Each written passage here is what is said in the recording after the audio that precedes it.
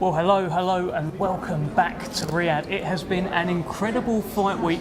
We've just had the weigh-in a few moments ago, and now we've got a very special, very important person, gala dinner here in Riyadh, the final night before fight night, and we find out who the baddest man on the planet is tomorrow night.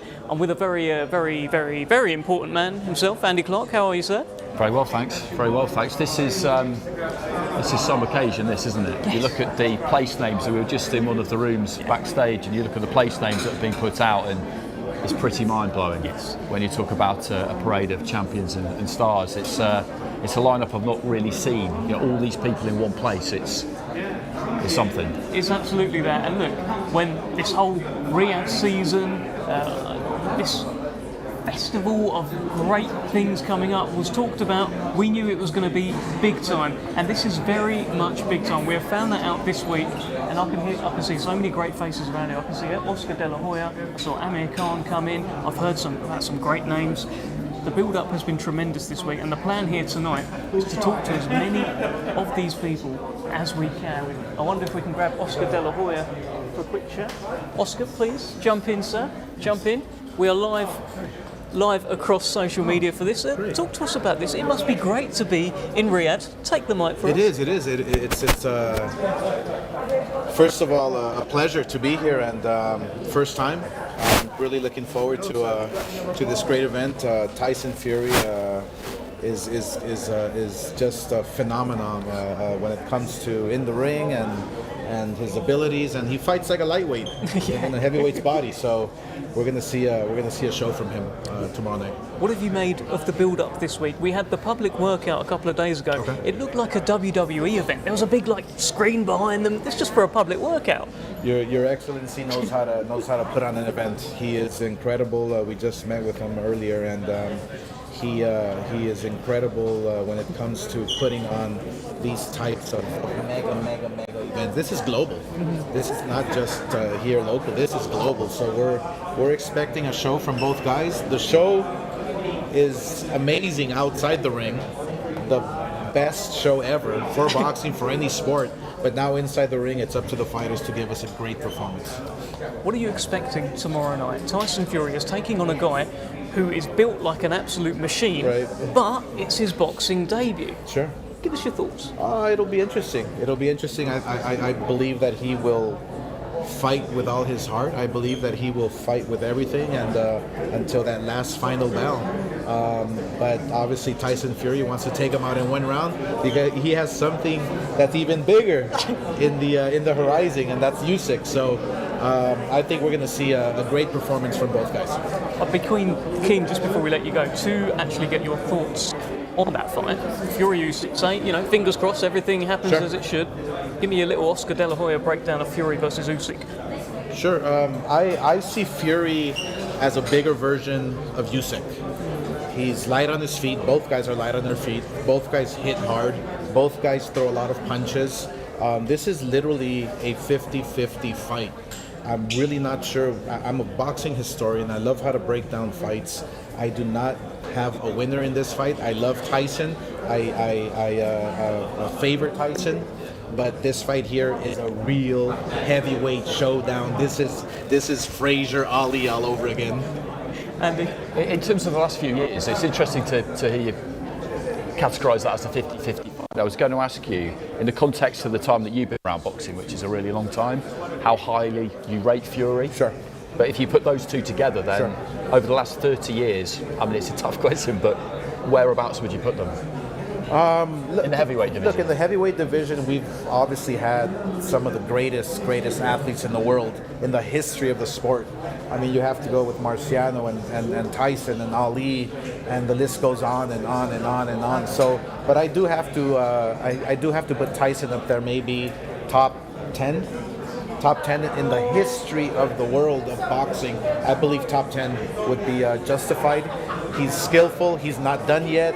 And he's just beginning. So I strongly feel that by the time Tyson Fury ends his career as a professional, he will be categorized as one of the best in the world. And when are you coming back? Come on, I know. You're in tremendous shape. You're still in great shape. We see it, Oscar. Come on. I'm done. Yeah, 50 was my number, and I'm done. Thank you so much, Oscar De La Hoya, for joining us. Have a brilliant evening. Thank you. Thanks a lot. Well, that was Oscar De La Hoya. That was the golden boy. We've actually got our man Brett on the ground inside, and he's got someone with him.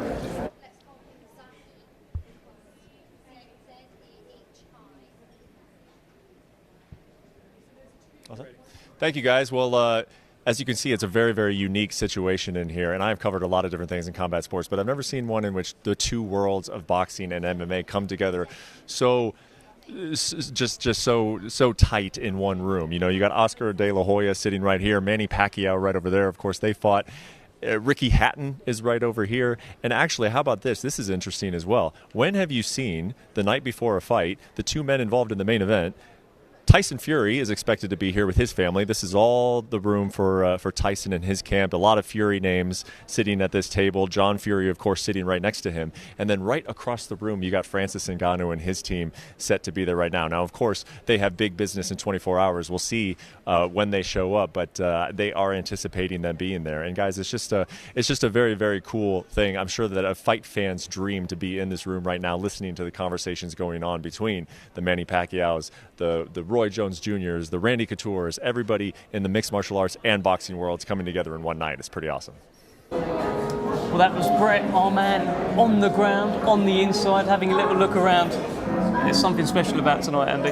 Yeah, there is indeed. It's filling up nicely. It's getting busy. You can just feel the kind of vibe around it. And the good thing about these kinds of occasions is you get people who are bumping into each other, who haven't seen each other for years, who maybe boxed each other years ago, and you see the camaraderie. The rivalries are all done now. Yeah. And it's just great to see old fighters, referees just rubbing alongside each other, discussing old times, because it's tough when you retire, isn't it, for boxers a lot of the time. And what they really enjoy is being in this environment again where it kind of feels like the old days, but you don't have to fight. I'll tell you what, Oscar De La Hoya, though, he did look in great shape, didn't he? He did look ready to go. I mean, he must be tempted, looking like that. Yeah, I mean, he's in immaculate shape, isn't he? He really is, but at the same time, I think any fighter really, they realise that it's just not there anymore, is it? And it's a dangerous, dangerous sport, and as tempted as they might be, and as much money as there would definitely be on offer for somebody like him, he's had his time, and it's the turn of other people. We must warn you guys, this is a live environment at this gala dinner. There's a lot of people walking around. You might see some stars walk past, you might just see some waiters walk past. It's okay, stick with us. It's going to be an incredible We're doing our best for this not to turn into some kind of thoroughfare. It's actually proving quite difficult. Something I wanted to ask you about, like we can see David Adeleye is here and knocking about. He has got, tomorrow, the biggest fight of his life, and he's here at this dinner the evening before. I guess he probably won't be here that long, but important for him to get here and kind of say hello. Yeah, I think so. I think the more you can embrace this stuff during fight week, the better. You know, you think about athletes going to the Olympic Games, and sometimes they don't go to the opening ceremony, for example, or dip into that, and then afterwards they say that they regret it. You know, a career is all about experiences, and you want to experience as many things as you possibly can. Ronaldo, Brazilian Ronaldo, the footballer, has just walked through the door. I saw a place named for Luis Figo earlier on as well, so it's not just boxing stars who are coming here tonight. But for David, yeah, I think it is important. He's not going to stay here long. You just come in, you have a mosey around, you see a few people you know, you shake a few hands, show a little bit of willing, and it's a way to pass the time, because, as he said to us earlier on, you know, the hours can really stretch. They can really stretch, and yeah, he seems very relaxed. I think also, you've got to think, when we're talking about heavyweights here, heavyweights haven't got to go through that weight-making process. They're not, you know, refueling, rehydrating the night before a fight. They are a little bit more relaxed. They haven't got to worry about putting on a ton of weight after having made weight. Yeah, and that's the key thing about this card, isn't it? We've just got the two guys, Jack McGann and Robert Duran, who, you know, had to forego all of the delights of the hotel this week. Everybody else has been able to just train and go about their business as usual, because they obviously wanted to put a heavyweight emphasis on the card, and that's what they've got. We've got some great matchups. Martin Piccoli came in a few minutes ago, so again he's happy just to be around this and spend a bit of time here and see what's going on. You know, it's just, my eyes are just kind of glued to that door, because every now and again it's one of these nights where you really don't know who's going to come in next. Yes. And now we have a stone cold legend. A stone cold legend of world sport coming to join us. Sir, how Ronaldo, are you? how are you, sir? Very good, very good. Andy, far away. Well, I mean, you a big boxing fan? Yeah, of course. I was just talking earlier. My son is doing boxing and he's want to compete. And yeah, of course, I'm a huge fan of all the sport, and I've been many events in boxing and UFC, and so this is great to be here and to see an unbelievable fight. Are you a fan of Tyson Fury? He seems to now become a global star. Netflix, everything. Are you a fan of him? Well, of course, and I watch all the sports, and when you see an event like this, and the entire world is watching, so yeah, me either.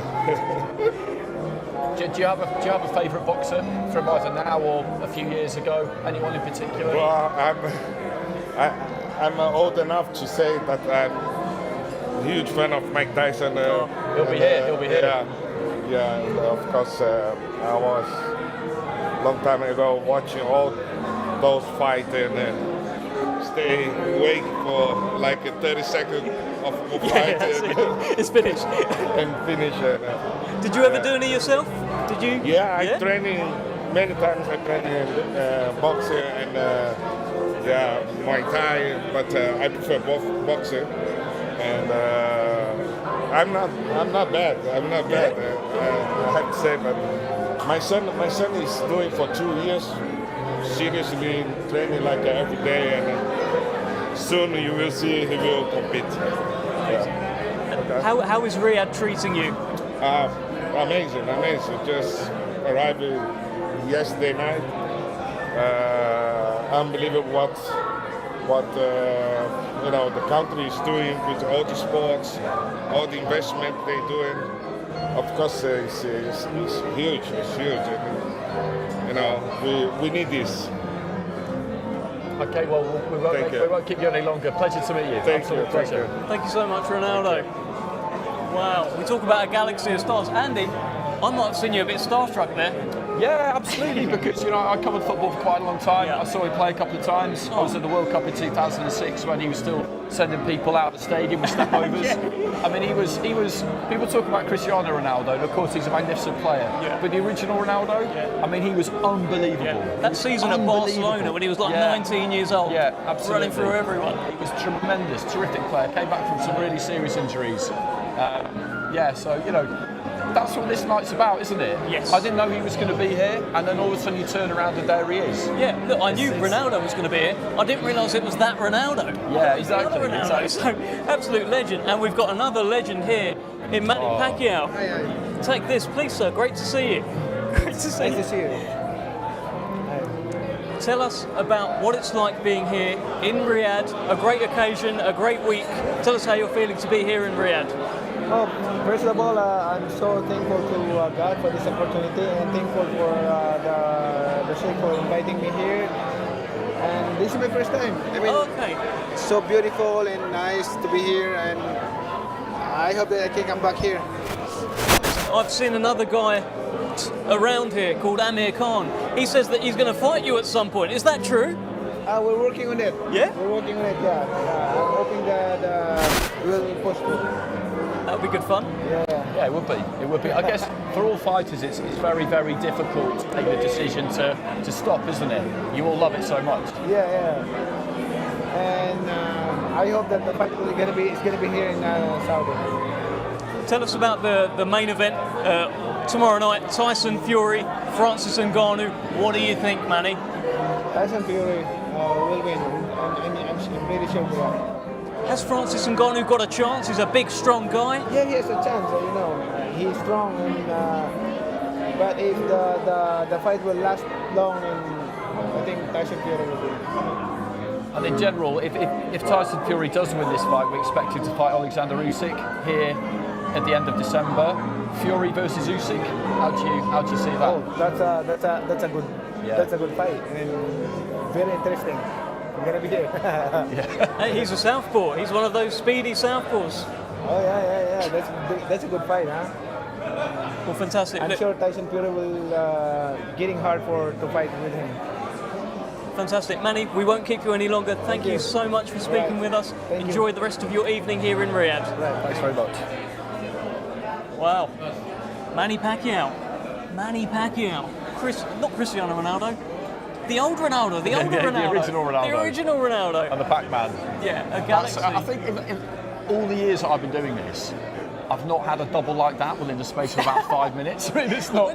That's what It's not your this is typical about. scenario. That's what this is about. It is a galaxy of stars. If you just look around the room, there's literally so many of them here. We don't know who's going to get brought to us next. I mean, Ronaldo, that for you, being someone who's covered football for so many years, that will be a bit of a bucket list moment, right? Yeah, and it's interesting to hear him say that he's done some boxing training. Yes. Most footballers have. When you go into clubs, they would use boxing sessions to kind of break things up a little bit and introduce a different kind of regime for them, but just to make sure they never really got bored. Yeah. And footballers have always got enormous respect for fighters. That's why you see so many of them at fights, because they know the price that they pay in the gym. Yeah. And it's the same with all athletes, to be honest. They're kind of in awe of boxers, and they'll all admit that because they know how much they put on the line.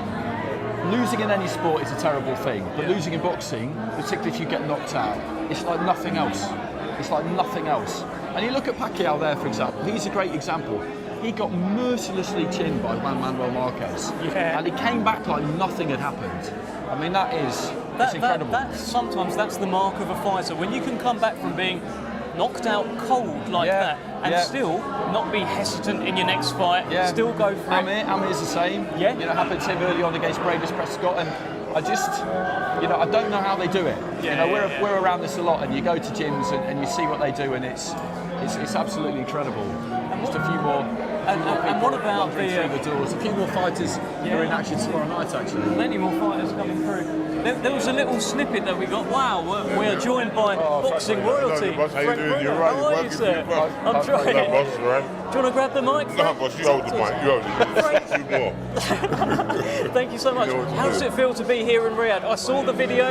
You, Mike Tyson, Joe Calzaghe, all on the back of a buggy. It looked like great fun. Very, very good fun. Very nice people. I wouldn't like to do nothing wrong because when you're good, they praise you with food and whatever. If you do something good, bad, they send you to prison and to give you a couple of slaps, I was just saying, Frank, that in my experience, former fighters, they love occasions like this where you're all brought together because you don't get to see each other that much sometimes, and people haven't seen for years. Unless you're Shannon Briggs, he's a bit lippy, Wicked. What do you think of the main event? Tyson Fury is taking on Francis Ngannou. Yeah. A lot of people are writing off Francis Ngannou. Do you feel like he's got any chance? A guy like that, because if you look at his body, you look at his experience and his hunger, he wants it, you know what I mean? As bad as Tyson Fury, so you can't write him off.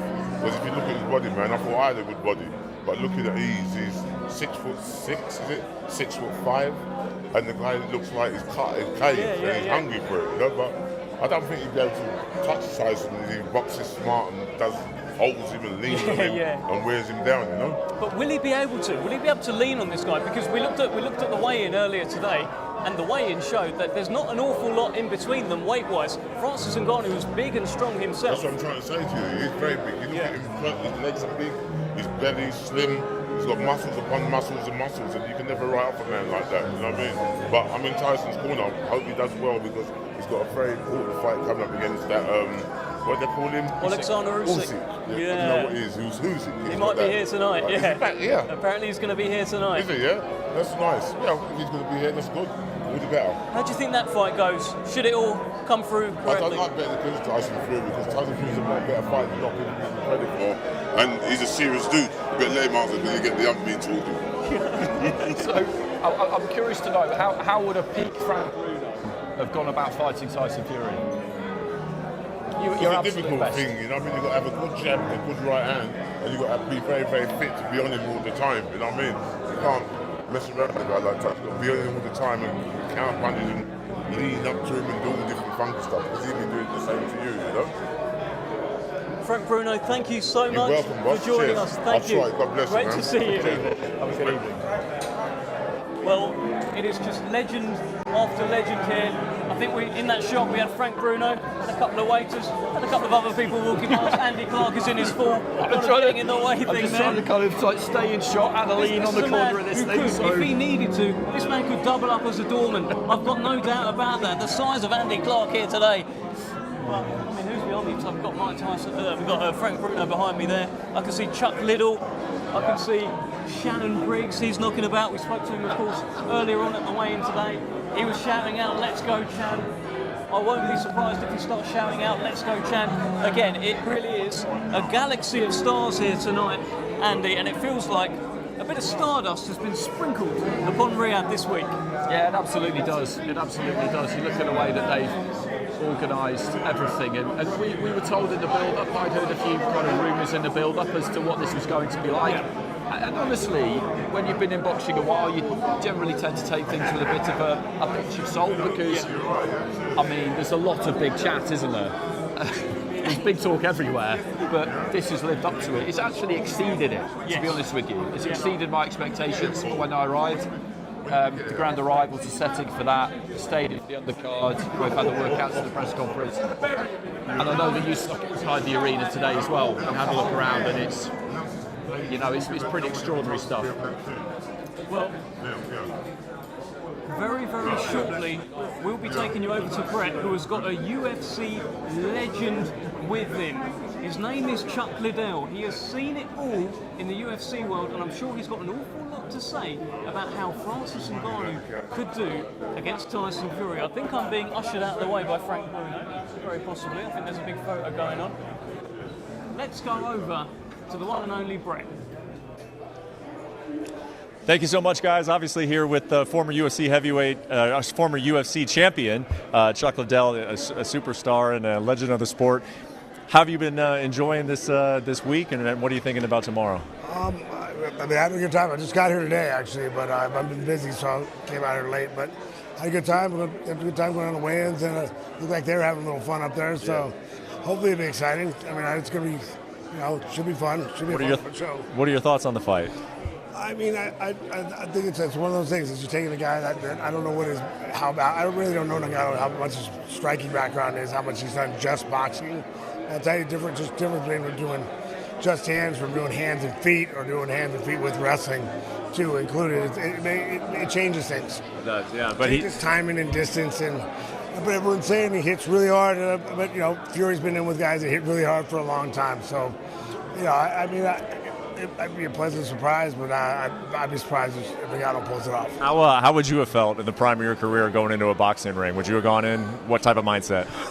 I would have gone in trying to punch. I mean, I think I have had more of a background kick punching. I mean, we talked about actually a long time ago doing it with Holyfield actually, but it was a kickboxing match, so I was going to be able to kick. So I really would have liked to have that going for me and be able to change things up, but.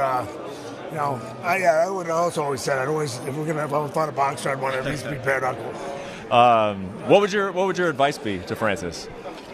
Go out there and do what you've been training to do. Just go out there and go out and throw punches. Don't try to land that one big punch. I mean, it's always when you're just trying to land that one big punch. It's really hard to do against a puncher. You just go out there and throw your punches, throw your combinations in, and see what happens. Yeah.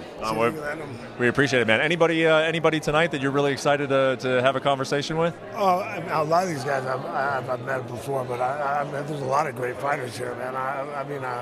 Talking to Sugar Ray Leonard earlier, I was talking to a couple of other guys too. Pacquiao's a good friend. One of my favorites too. He's a good dude. It's the same birthday, so.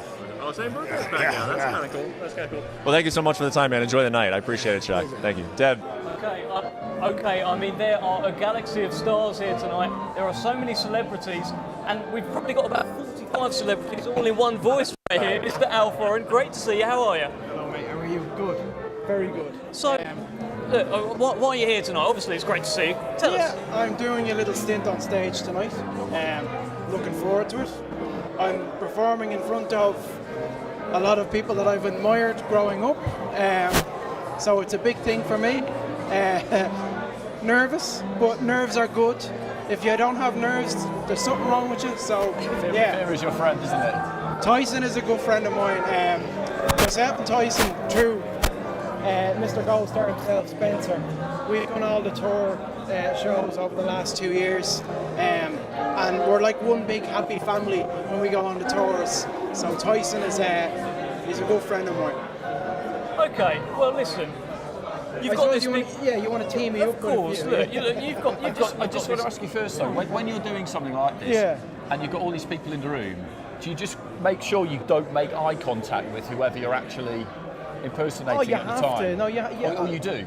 Yeah, you have to. Listen, it's all part and parcel of it. It's all a bit of fun. Yeah. Yeah, you know, at the end of the day, it's a little bit of fun, you know. It's innocent fun for me.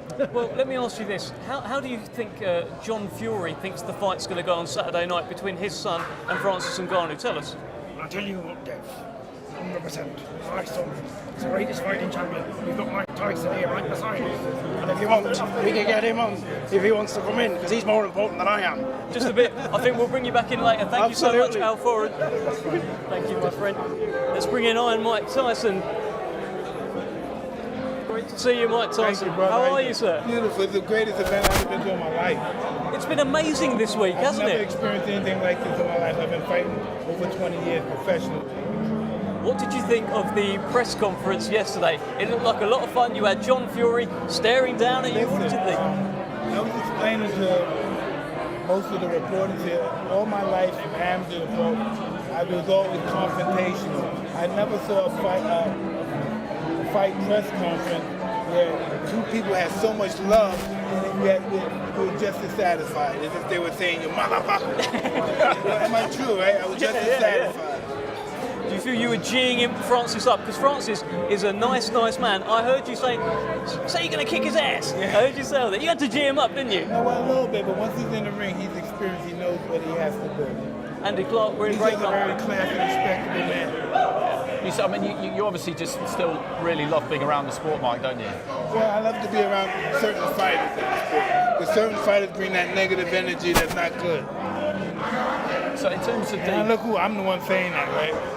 In terms of the current heavyweight scene, I know we're seeing Francis take on Tyson tomorrow night, but how highly do you rate Tyson Fury as a heavyweight? The greatest fighter in the history of life. He's the greatest. He's the new one. Is that also because of what he's gone through outside the ring? Absolutely. The greatest ever. Know what they can do? The greatest ever. In any sport, any event, they can lose their mind and get it back. How many people you know that did that? No, really, how many people you know that lost it and brought it back? Does it happen? One of the things I've heard you say, Mike, is that you learnt a lot from your losses, and actually sometimes you enjoyed your losses. Tyson hasn't had any losses, but he's had losses kind of outside the ring. Is it the same kind of thing? 100%. You're dealing with adversity. And you're going crazy when you don't know why you're going crazy. All of a sudden, everything was going good in your career, and now you're the champ of the world, everybody around. Now you're tripolar now. You're tripolar. No, serious, right? The honest people right there, fuck you, motherfucker. Look, Mike, before we let you go, tell us, look, finally, we're not going to speak to you again before the fight actually happens, before the first bell. Tell us what's going to happen. Francis Ngannou in the new heavyweight champion. Okay, thanks. There we go. There we go. Francis Ngannou is apparently going to be the new heavyweight champion of the world, according to the one and only Mike Tyson. What a moment we have there. He's talking about Tyson Fury being the greatest heavyweight of all time there. I think he admires the journey that he's been on.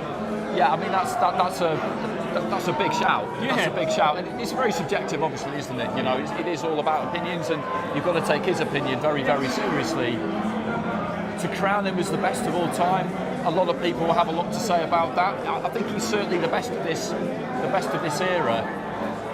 And I would definitely give him a chance with anyone. Look, that's the thing. The physique of the man, the size of him, the skill set, and that's why I think you have to pick him to beat Usyk, because he's got the skill to impose the size. There are plenty of people out there who are much bigger than Usyk, but they won't have the skill to make the size count, whereas I feel like Fury will have. Yeah, absolutely. And I think with that, Mike Tyson saying that about Tyson Fury, obviously, was named after him being the greatest heavyweight of all time.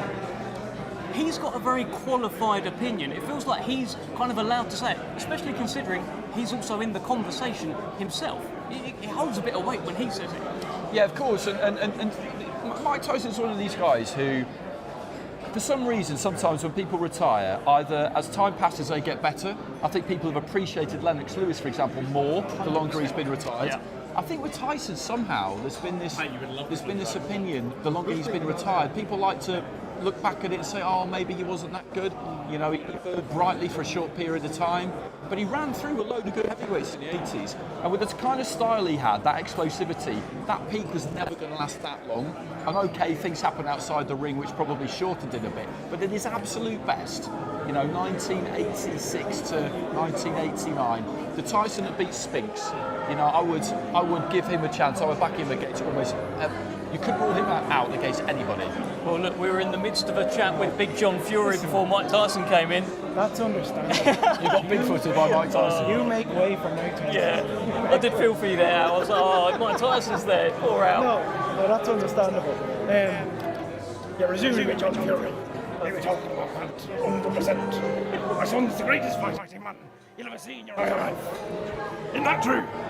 Absolutely. There's no impression for me, it's just me. We are true fighting men. Tell me what Tyson thinks about this fight tomorrow night. I'll tell you what, 100%. It's a big fight. It's a massive fight. It's crossover boxing, yeah! Get on! I'll tell you something, Francis. We'll see what happens tomorrow night. See how good he is as a boxer. I'm the boxer.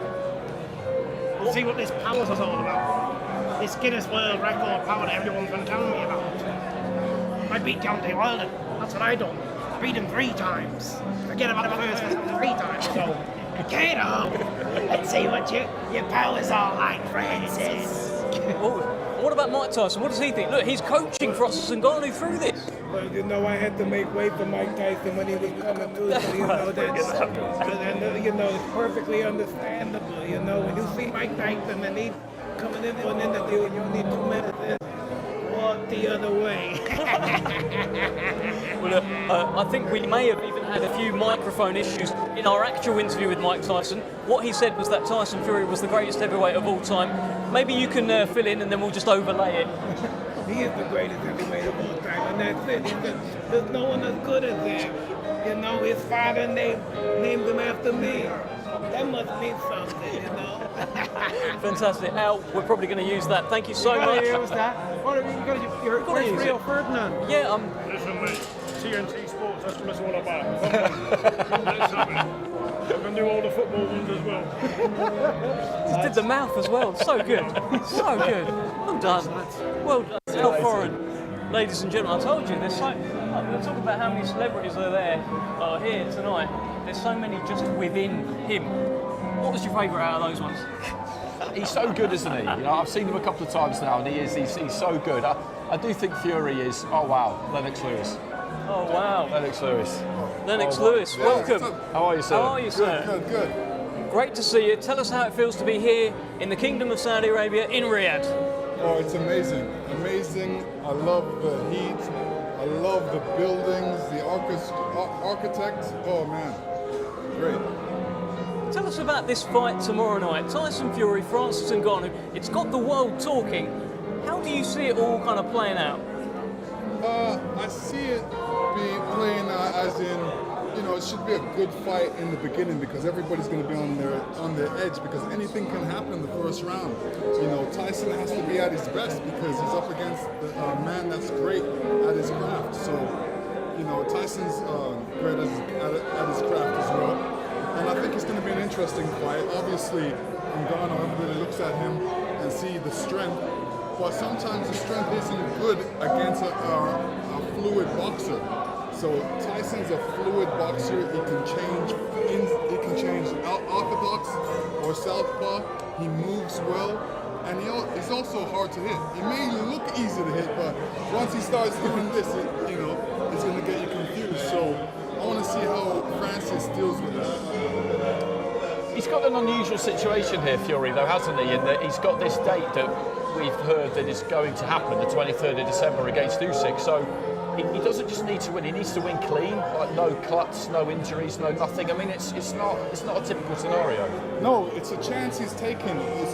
I wouldn't take that chance. He's willing to take that chance because you're right. Anything can happen. He could hurt a finger. He could get hit. He could have a black eye. He could get cut. These things could happen, may happen. So hopefully they won't happen. I love fantasy matchups. So how would a peak Lennox Lewis tackle Tyson Fury? Oh, it's too much of an easy question to answer. Well, go right ahead. It's so easy. I don't want to answer it. Oh. But I'm the best. Nobody can test. I lay them all to rest. I wasn't contesting that. I was just give us a bit of bit of technical breakdown as to how you would have gone about it. For me to go against Tyson Fury, I would just go after him. I would go after him because I like going after big guys because I feel I can fight. So it's going to be a fight. So that's right. Ngannou may make it a fight. It's the only thing if Tyson Fury makes it a fight. If Tyson Fury makes it a fight, it should be an easy fight for him because he's good on the inside. He's good from long distance. Like I said, he can do southpaw, orthodox. So it's a hard fight for him, especially for the first time against a skilled boxer like this. When you retired, you had so many offers in the first few years after you retired to tempt you out of retirement. If something like this setup had been around, maybe you could have been tempted. Absolutely, I would have took it. Absolutely. In fact, the setup's still around. Lennox, let me ask you this. All the talk is, after this fight, Tyson Fury, should he come through, is going to fight Alexander Usyk for undisputed. It'll be the first undisputed since yourself. I'm going to try and make it to that fight Come on, too. You should. Yeah, no. Come on, honestly, you should be working everyone. I'm the undisputed champion, so I've got to make it to I'm the pretty fight. confident you'll get so an I can invite. walk the belt in and give it to him or to whoever. How do you see that fight going? Between, you got a giraffe against a bunny rabbit. So, anything can happen in that fight. I mean, if I'm picturing a giraffe and a bunny rabbit, it doesn't look great for the bunny rabbit, to be honest. No, but the bunny rabbit has won a lot of fights. He's won a lot of fights with his style. And, he's an undisputed champion as well. And he does anything possible to win. So he's going into this fight looking to win. So sometimes bunny rabbits win. I'll tell you what, you can only get away with describing the two current heavyweight champions as a giraffe and a bunny rabbit if you're him. That is an elite level cuss, isn't it? They're two as fighters around. Don't worry, it's a tough bunny rabbit. It's not easy to hit either. Brilliant, absolutely brilliant. Look, one I do want to get your thoughts on is David Adeleye against Fabio Wardley. I don't know how much you've been following the build-up. It's two unbeaten British lions duking it out. Yeah, I haven't been following it at all because I've been out of touch. But I think it's going to be a good fight. Good answer. I know David and I know the other guy too. So the boxing's a game where you want to win and you work hard in the gym. And you focus on winning. So when it comes to the day of the fight, you want to win. So both guys want to win. We just want to see which one has the strongest tools to win, mental and physical. All right, well, Lennox Lewis, it's been an absolute pleasure speaking with you. Thank you so much, sir. Thanks very much. Nice. Wow, a galaxy of stars. Lennox Lewis, the last undisputed heavyweight champion of the world. Andy Clark, I feel 10 foot tall. I know I'm not. I feel 10 foot tall being amongst all these people. I can see Rio Ferdinand around as well. I'm sure he's going to get brought in. David Higgins, I don't know if he'll be brought in, but so many people around here. Insightful from Lennox Lewis there. Yeah, really interesting because, I do think that in recent years he was the best. I mean, you look at his resume and it was outstanding. And again, we talked about fighters coming back from defeat. He got knocked out twice. Yeah. He got knocked out twice by Oliver McCall and Hasim Rahman. Neither was supposed to happen. The first one was a real setback. Came out of nowhere. Yeah, and he had to bide his time and make his comeback. And then Rahman, he went straight back in against the guy who knocked him out, which most people don't, and knocked him out. And that is particularly rare. You look down heavyweight history and, Floyd Patterson did it against Ingemar Johansson, Lennox did it against Rahman. And other than that, fighters have gone straight back into a rematch like Ali did against Spinks and AJ did against Ruiz. But to go back in against someone who's chinned you and chinned them, that is big boy stuff. But Lennox Lewis, as we saw, is a big boy. Very much so. And as you rightly put, he's probably the only man, maybe in the world, that can describe Tyson Fury as a giraffe. Yeah. And Alexander Usyk as a bunny rabbit. Yeah, Goodness bunny rabbit. me. It's me. yeah, and he's in great condition as well, isn't he? And you talk about people getting out at the right time. He won that fight against Vitaly Klitschko. He got some criticism because Klitschko was doing well on the cards, but he busted him up so badly, the referee had to stop the fight halfway through. That's not nearly winning. Yeah. You know, No, that's it's not nearly winning, but I think he did the right thing to call it a day, and he did have some monumental offers to come out of retirement, but he didn't do it. And as I say, the longer he is retired, I think the more people look at him and think, yeah, because it took a while for him to earn his respect, because in the UK people saw him as Canadian. Canadian, right? In North America they're always slow to give credit to British heavyweights, horizontal heavyweights they used to call our big guys down the years. But yeah, the resume is incredible, and yeah, I love him. I love Lennox. Big fan. You've got no choice but to respect that man and what he's achieved in the sport. And as we're talking about there, he's one that's left the sport on top with his faculties completely intact. Yeah. And that Vitaly Klitschko win, the last fight that he had, I think it's looked better and better because of what Vitaly went on to do, and he turned into a bit of a monster himself. Yeah, absolutely, absolutely. And like we said, not many people get out on top at the right time. It's really tricky. It's Rio Ferdinand. Yeah, very Great to see you, sir. How are you? Good, thank you. How does it feel to be here, Rio in Riyadh? Talk to us. That's got a nice ring to it. I know, do you like that? Yeah, man, I'm liking it. That's nice. I want to nick that. You can have it. You can have it, but just tag me in like on Instagram. Right, just no like, give me something. Do you know what I mean? Okay, no problem. I'll do that. But it's been a hell of a week here, a hell of a build-up. You've been to a lot of big fights. You've been to a lot of big fight weeks. How does this one compare here in Riyadh? No, this is different, man. It's just the sheer scale of the event and the way that the guy put this on is just like, it does take your breath away. Even rolling up to this hotel here today, this ain't even fight day. It's not even fight day. And you're rolling in here and like everyone's here. You've got stars from all over the world, from different sports. These guys know how to throw a party, man. Is there anyone in particular? Like, I don't know if you're like too famous to get selfies. Tyson. Yeah, I knew it. I've met him before. It don't matter. I've met him before. Sugar Ray Leonard as well. Yeah. Look, those two are standouts. Tell us about this fight then. This Tyson Fury against Francis Ngannou. It's got the world talking. How's it going to go? What do you reckon? I just think it's going to be. The only way I can look at it is like if I, as a professional footballer, wanted to say that I can go in and immediately play Test cricket. Could you? No, not happening. So I prefer the ball, but would I be effective? You know what I mean? No. So I just think it's a little bit. I think they're two different sports. I know obviously contact sports, but I just think that he's coming into Tyson Fury's world, and I think Tyson Fury will dominate. Yeah, I mean, I'd agree with that, definitely. Well, one thing I've generally found, Rio, is that there's a lot of admiration for fighters in the footballing fraternity. Yeah. Like you lads love being at big fights. I mean, what is it about boxers that you all seem to admire? Because I think there's similarities to a certain extent in understanding the sacrifice, understanding the discipline that you need to have, respecting that discipline, and seeing like these guys have to go into the red zone constantly in training, let alone in a fight now. So that respect is just like it's so high for the way that these guys put themselves through it. And not only that, their families, the sacrifice and that they have to put around it. And a lot of these guys come from similar backgrounds to us. So there's an automatic connection when you see these guys. You actually did a bit of training yourself. You were this close, right, to actually lacing up gloves and turning pro. You're going to try again? You still look in shape. You still look ready to go, Rio. Well, I'm 44, man. My missus ain't looking to see me going to the ring with no one, man, with these young pups. The guy, Richie Woodall, he's commentating, so he was training me for about 5-6 months. So, no, I had that time. They didn't give me the license, unfortunately, but it was an unbelievable time doing it. And my respect for boxers went up even more doing that because how hard it was. It was so difficult, so, like, grueling training, regular, that sparring. I loved the sparring. The training was really hard, the sparring was enjoyable. I loved it. Did you spar anyone like Fraser Clark? Yeah. I didn't know that. Chev Walker as well. How'd it go? So they were GB fighters. I used to go up to the GB centre in Sheffield on a Monday and spar with them. They looked after me, man. They were nice, they were good. Did you get, as we describe it, buzzed in sparring? Yeah. How did you find that? The white lights came on, man. Yeah. So, but again, it was the nearest thing I ever got again to the feeling of playing football. That after a spar, the adrenaline, man, it was just like, you can't recreate that.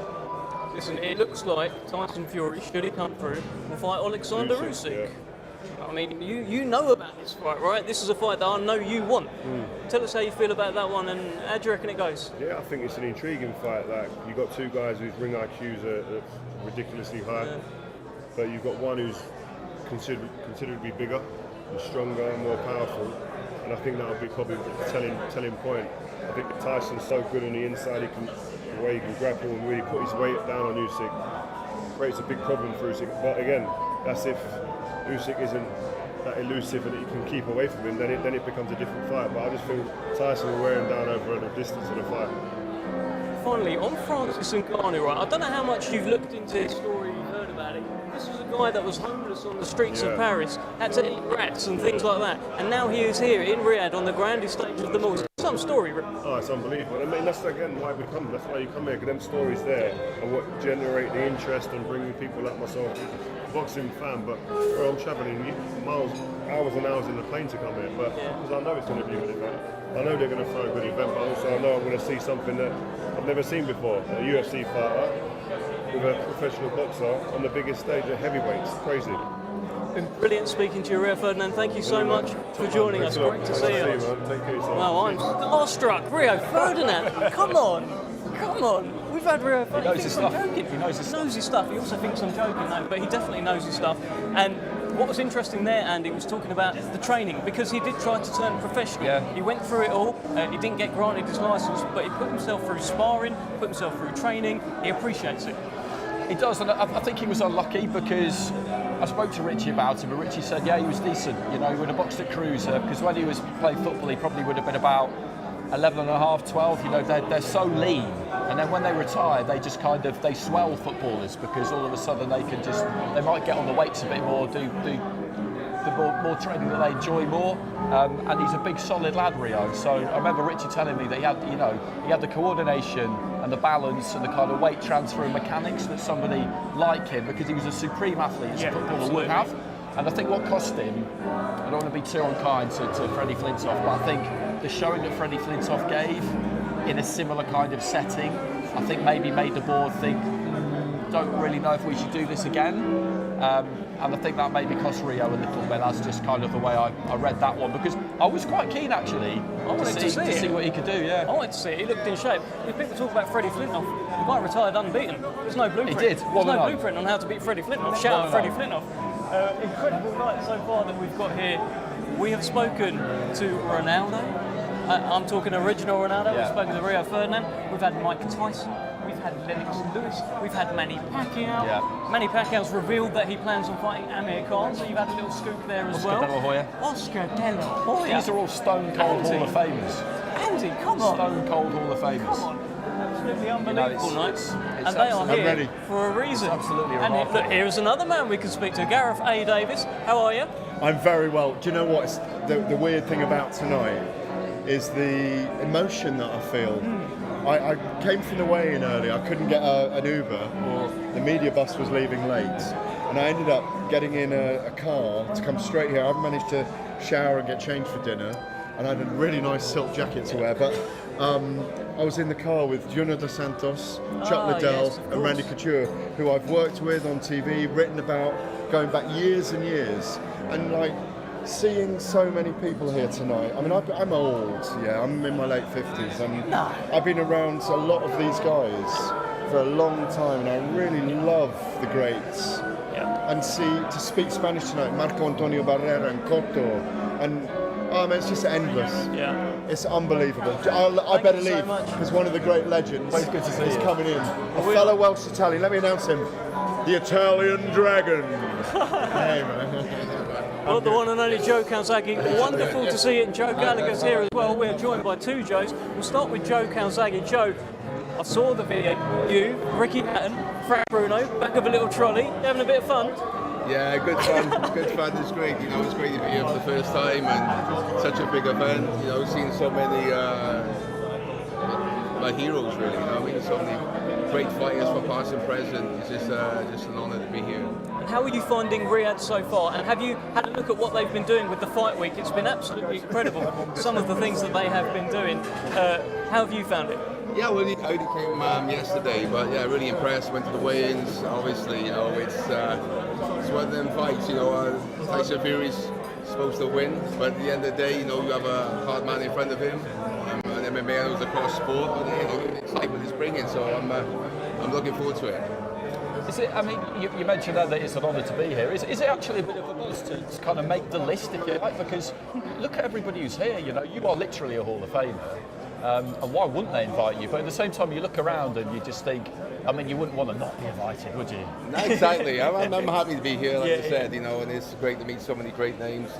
Past and present, obviously Mike Tyson here as well. You know, I've had the honour of boxing, privilege of boxing on 2 of his undercards, which was many years ago. Yeah, of course. You know? No, you didn't. Yeah. Boxing his undercards. Yeah, some great fighters. You know, Larry Holmes. Even Ronaldo's here, man. Yeah, we spoke to him. The Brazilian, the original G. That's probably one of the greatest footballers ever to get injured. Yeah, but like I said, it's great to be here, and it's fantastic. Is there anyone in particular who maybe you haven't got a selfie with? I don't know. Are you too famous to get selfies? I don't know. I've a little cheeky one. Who are you after? I tell you, what was really good earlier on. I sort of took a picture with Frank, Bruno, and also Lennox Lewis because to me, I made my pro debut on that fight. So in Cardiff in '93, 30 years ago, was that right? Roughly 30 years ago, I made my pro debut on our undercard in Cardiff just over 30 years ago. So it's nice to have them both together in the picture for myself. It was good. I want to ask you about the fight that should happen, should Tyson Fury come through this, is against a very, very talented southpaw called Alexander Usyk. Are you kind of biased towards him? Do you think Usyk can do it? Do you think he can dance a merry tune? How do you see it going? I just think, obviously, if Tyson Fury is as good as he was, he has a box, he's been inactive, but I think he's bigger. I think he just wins the fight. But obviously, it's going to be a completely different fight than the fight we're going to see tomorrow. Usyk's a great champion, he's undefeated. He's got a massive heart, but I just think size is going to be a massive factor in that fight, a massive factor, sorry. So I just see that Fury wins that fight.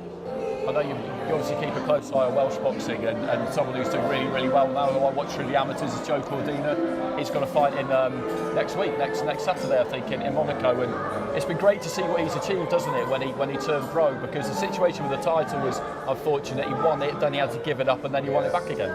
Yeah, you know, I'm a big fan of Joey, you know, another JC from Wales, kicking ass and that. So yeah, it's great. You know, you've had some tough fights as well. You know, he hasn't had no gimmies. You've had some tough fights winning the title, beat the Japanese, of course, the Japanese fella he boxed. That was a great win. A tough fight in this last fight that really dig deep, and I think he just showed that he's got what champion takes. You know, sometimes you've got to dig deep and find out the gear, and he managed to do that. Hopefully, he learned from that experience, and I'm hoping to see him put in a good performance next week. Still looking in shape, Joe? Yeah, well, not too bad for 51. Not He's too 51 bad. now? Yeah, not too bad for 51. Yeah, 51 minutes. So. Listen, one final thing, right? Francis Ngannou has got a hell of a story. I don't know how much you've heard about it. The guy was just homeless on the streets of Paris, and suddenly he's here on this grand stage. Just hearing stories like that must be like, wow, quite inspiring. It's inspirational. It just shows what, obviously, say boxing or fighting can do for people's lives. You know, many fighters, you know, I'm much, I didn't, wasn't homeless, but a lot of fighters don't have that match, you know, and to have the opportunity to fight and make a living for themselves and their family, and for him to be on this big stage, you know, fair play to him. It's great. I wish him all the best tomorrow because he's going to need it. Brilliant stuff. Thank you so much, Joe Calzaghe. Thank you very much. Wonderful speaking to you, my friend. Thank you. Joe Calzaghe. I mean, look, is this ever going to end, Andy? We have just got star after star, boxing stars, football stars, and we had about 40 stars in our foreign. And Gareth A. Davis, of course, joined us as well. Quite the night. Yeah, and you know, you look at Joe as well, and he retired undefeated, and that takes some doing. That takes some doing. 46-0, and a lot of the time, super middleweight was really, really hard for him, but he had to hang on towards the end because that's when the money was coming. Terrible trouble with his hands, he couldn't really do his sparring. You know, we talk about the sacrifices that fighters make, but just the lengths they have to go to get themselves in the ring in any kind of shape sometimes is absolutely barbaric. And he's a good example of that. And you keep going, you keep going. Let's keep things moving. Hello. We've got Amir Khan. Listen, there's me going around everywhere, seeing different faces here. Yeah. You see Manny Pacquiao, then you'll see Lennox Lewis, then you'll see, I just saw Marco Antonio Barrera. Yep. Morales is sat on the other side. I mean, Wow. Listen, I've never been anywhere like this in my life. You seem wild, you seem quite distracted. I saw Jake was trying to bring you in and you just got distracted by some of the food around over there. That's right. So I saw some, what do you call them things? Caviar, yes. Caviar. How was it? All right? It's all right. It's all right. I mean, look, I'm a simple guy. I like the simple things, but I've never been that type of guy who goes for the expensive caviar. Is that a good quality caviar? Good? Yeah, he said so. Apparently so, yeah, apparently so. I didn't pay for it, so I was alright. No, I'd say that the quality of things over here is generally speaking likely to be good, isn't it? Yeah. No, absolutely. Well, look, what an event it is, honestly. Like today, you've got every big face over here. I mean, you guys weren't there, but I was at Turkey Al Sheikh's house earlier today. Oh my God, we were sat there around the dinner table. There must have been from the late 80s to now, the world champions that was sat around that table. It was amazing, bro. And it's funny because they come over to me, yo, Amir Khan, how's it going? And I'm thinking, he knows my name. You know what I mean? Like, look, I'm still starstruck because at the end of the day, I see myself as a normal guy. And when you get Roberto Duran, Amir Khan, come take a picture. And then Sugar Ray Leonard. And I'm like, oh my God, this is a bit crazy. You're doing yourself a disservice there. You're doing yourself a bit of a disservice. You did a lot. You did a lot, Amir. I mean, yeah, but still, I mean, it's surreal though, isn't it? I mean, it's not something like you see in England or Bolton, especially. You won't get like Sugar and Leonard coming over to you asking for a picture. Not in Bolton. Listen, tell us about Riyadh. This is Riyadh season, the fourth one starts. Yeah. It's boxing that's going to start the event tomorrow night. This is a special place, right? Oh yeah, well, just before we start that, and I answer that, I saw Tyson Fury as well. Just a bit ago, I had a chat with him and I'm like, Tyson, I go, what time is it? I go, you're not meant to be in bed. You got a fight tomorrow. I'm all right. Don't worry about it. I mean, that's how confident he is. I said, listen, you should get to bed, bro. I mean, because we need you winning this. You know what I mean? Because you've got the Usyk fight, hopefully, at the end of the year. That's what people are talking about. But, yeah, I mean, one thing about Saudi Arabia, the question you asked is, Riyadh, I mean, I fought in the Jeddah season, and it was amazing. Don't get me wrong, it was one of the best events I did. But this is something different. I've never seen an event like this. And what Turkey Al Sheikh is doing is amazing. So big well done to Turkey Al Sheikh, MBS. These guys they put a huge event together. And not only an event, a gala, the weigh-in, the press conference, everything has been an event. And it's been so much fun walking around the city, driving around. It's been brilliant and seeing posters, billboards, and everyone's talking about this fight. So yeah, it's going to be a big one. And who knows, maybe there'll be some posters and billboards next year for Amir Khan against Manny Pacquiao in Saudi Arabia. Well, there's a lot of talk. Listen, some Manny Pacquiao. He's up for it, we spoke to him. Really? Yeah. No, it doesn't. We did. No, we did. We had him here. Just said, we've heard there's a bit of chat about you fighting Amir Khan. And he goes, yes, that's going to happen. Really? Well, Manny has just... I mean, that was in the contract. He couldn't. I'm joking. Listen, but the thing is, today we sat in the middle. It's funny because Turkey Al Sheikh was sat in the middle, me and Manny on both sides, and all the fighters are around us. And I'm thinking, wow, like we've just sat next to the main man, and we sat looking at the whole, and we're thinking, is this kind of a setup to say that the fight's happening between me and Manny? I mean, look, there has been talk for a long time with Manny, but the thing is, look, if it happens, it happens. I mean. That's a fight, definitely, it'll lift me up. You know, even though I don't think my last performance was the best and I don't think it was a nice way of ending my career, maybe this is a godsend in a way where I've got the opportunity to finish my career off with a big bang. You get what I mean? Yeah. So maybe it's going to happen. Well, I mean, would you watch it? Yeah, of course I'd watch it. Yeah, that's it, man. Would you watch it? Fight fans would watch it. I'm joking, of course. I would watch it. Well, listen, I think everyone would want to watch it. I mean, it's a hype because the thing is, look, we both probably passed our best. It's an evenly matched fight, and at the same time, we both got speed, power, movement, everything. So I think it ticks all boxes. Because I'm sure he's still quick.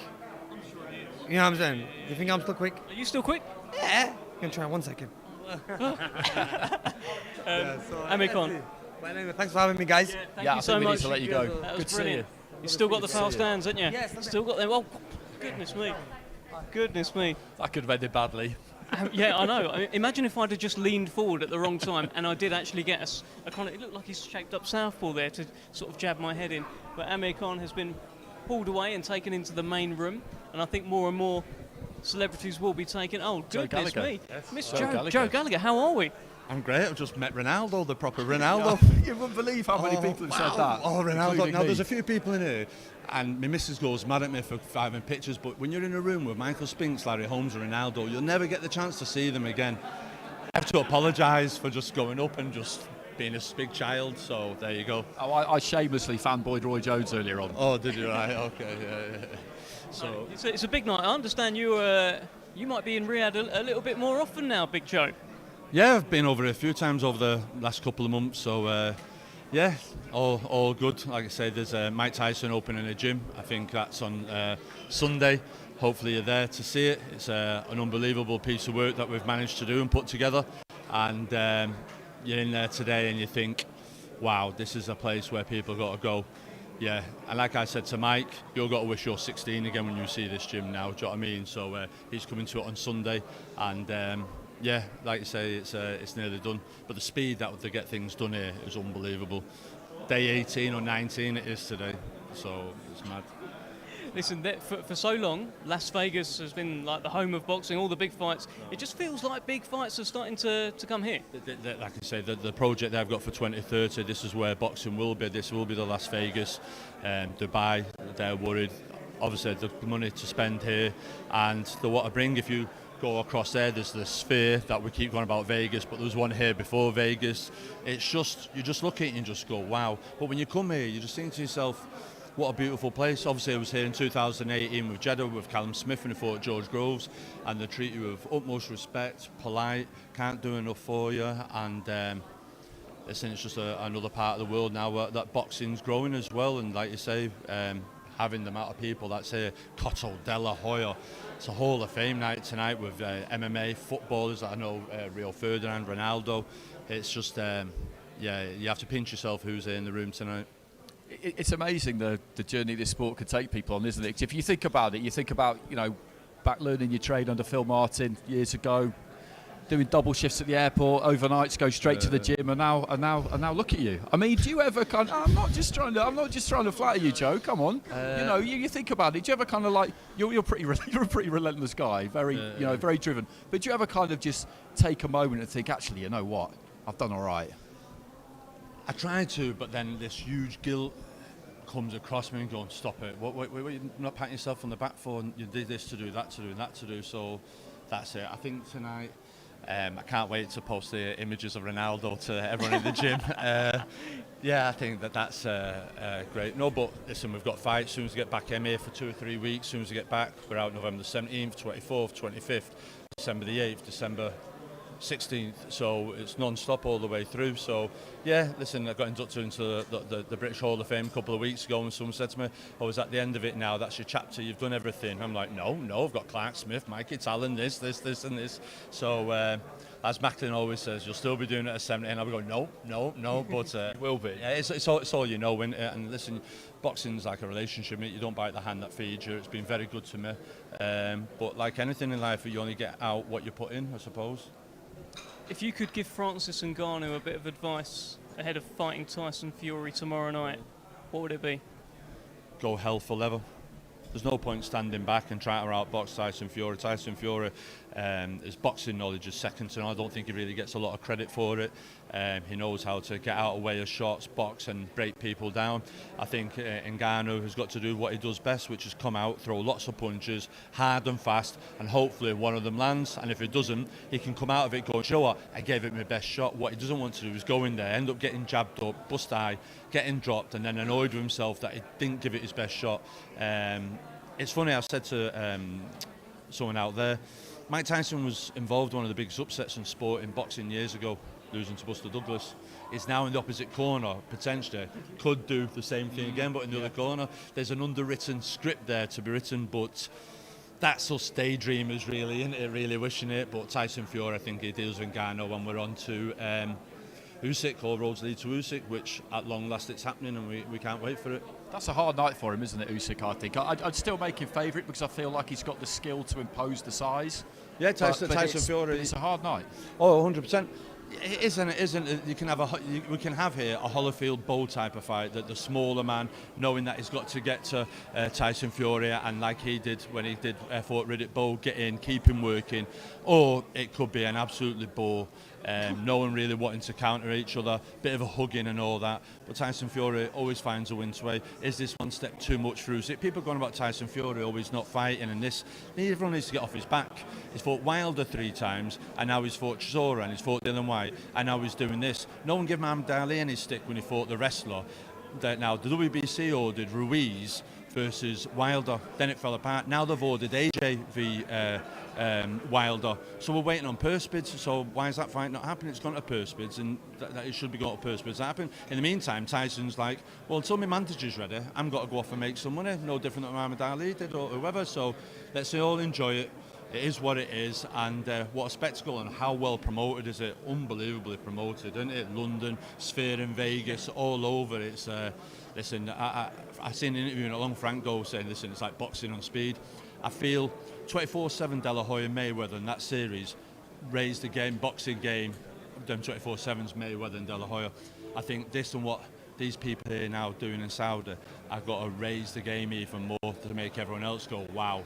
Well, we've got to up our game a little bit. I really do. You boys will only have been around here a few days, and Dev, you'll know more than what's going on, but it's unbelievable. When Frank, I just keep saying, whatever Frank's saying in interviews, listen to him because he's not wrong. Yeah, no, that's it. We were saying earlier, you hear a lot of big talk in boxing, a lot of big talk, but actually this week, for me, it's over-delivered, which is very, very rare in this sport. I understand. I listen to everyone at home going, oh, it's this and it's that. Well, hang on a minute. We all understand Champions League, but we also understand Soccer Aid. So just get your heads around it. Soccer Aid. So that's it. It's not like Champions League is a medal. It's this and that, and it is what it is. But at the end of the day, Ngannou's trained well. He's trained hard. He's a puncher, and you never lose your power. And if he can land early on, who knows? No one thought Oliver McCall was going to blow Lennox Lewis away that time in London. So there you go. Boxing's boxing. You never say never. Yeah, at first we all thought Tyson was getting a bit complacent, but I think you can see being around this week, he's got in shape and he's on for it. And I think having a bit of fear factor, that punching power, will make sure that Tyson doesn't be too complacent. Does that make sense? Sure, you think, oh, it's complacent. The fact that Mike's talking the way that he can punch and everything else, and you think, oh, right, we're best, and right, do you want to get on with it? So, anyway, that's it. Who are you after having a picture with tonight, Dev? I've just got it. No, I've just got it, me and Big Joe. Do you know what? We had Ronaldo come in, we had a little chat with Ronaldo. That was great. He speaks really good English, I didn't know that. Oh, it's brilliant. I was talking about the Beckham series to him and all that. Like, do you know what I mean? And it's mad, not diverting, but do you watch that Beckham series?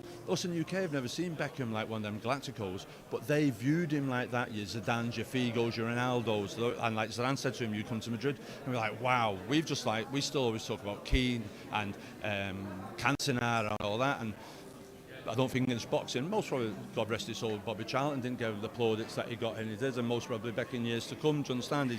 He's a phenomenal fighter, but to have world footballers absolutely giving huge praise to Beckham, you think, were we all missing something there? Like, do you know what I mean? He was a good player, Beckham, anyway. So, but not on the levels. No one would have put him them levels. I know of your Messis and your Ronaldos and your Zidanes and Roberto Carlos. To have them talking about it, Beckham must be there, like going to his posh. See that? See that? See that? Do you know what I mean? Yeah, absolutely. Fantastic. Yeah, no problem. Thank you so much, Joe. Good to see you. You too. You too. Go and get all your selfies. Go and get a few more. Go on. See you. Oh, that was great, wasn't it? Because like, he's really top trainer. He was Ring Magazine Trainer of the Year, British Hall of Fame. I think he's underrated, by the way. I don't think he gets enough credit. Yeah, and you look at everything that he's done, and look how gassed he is to be here because of the people that are around him. And I just love seeing people who never lose that, despite the fact that he's been around it. As long as he has, he's just buzzing off the fact that he's sharing space with all of these people.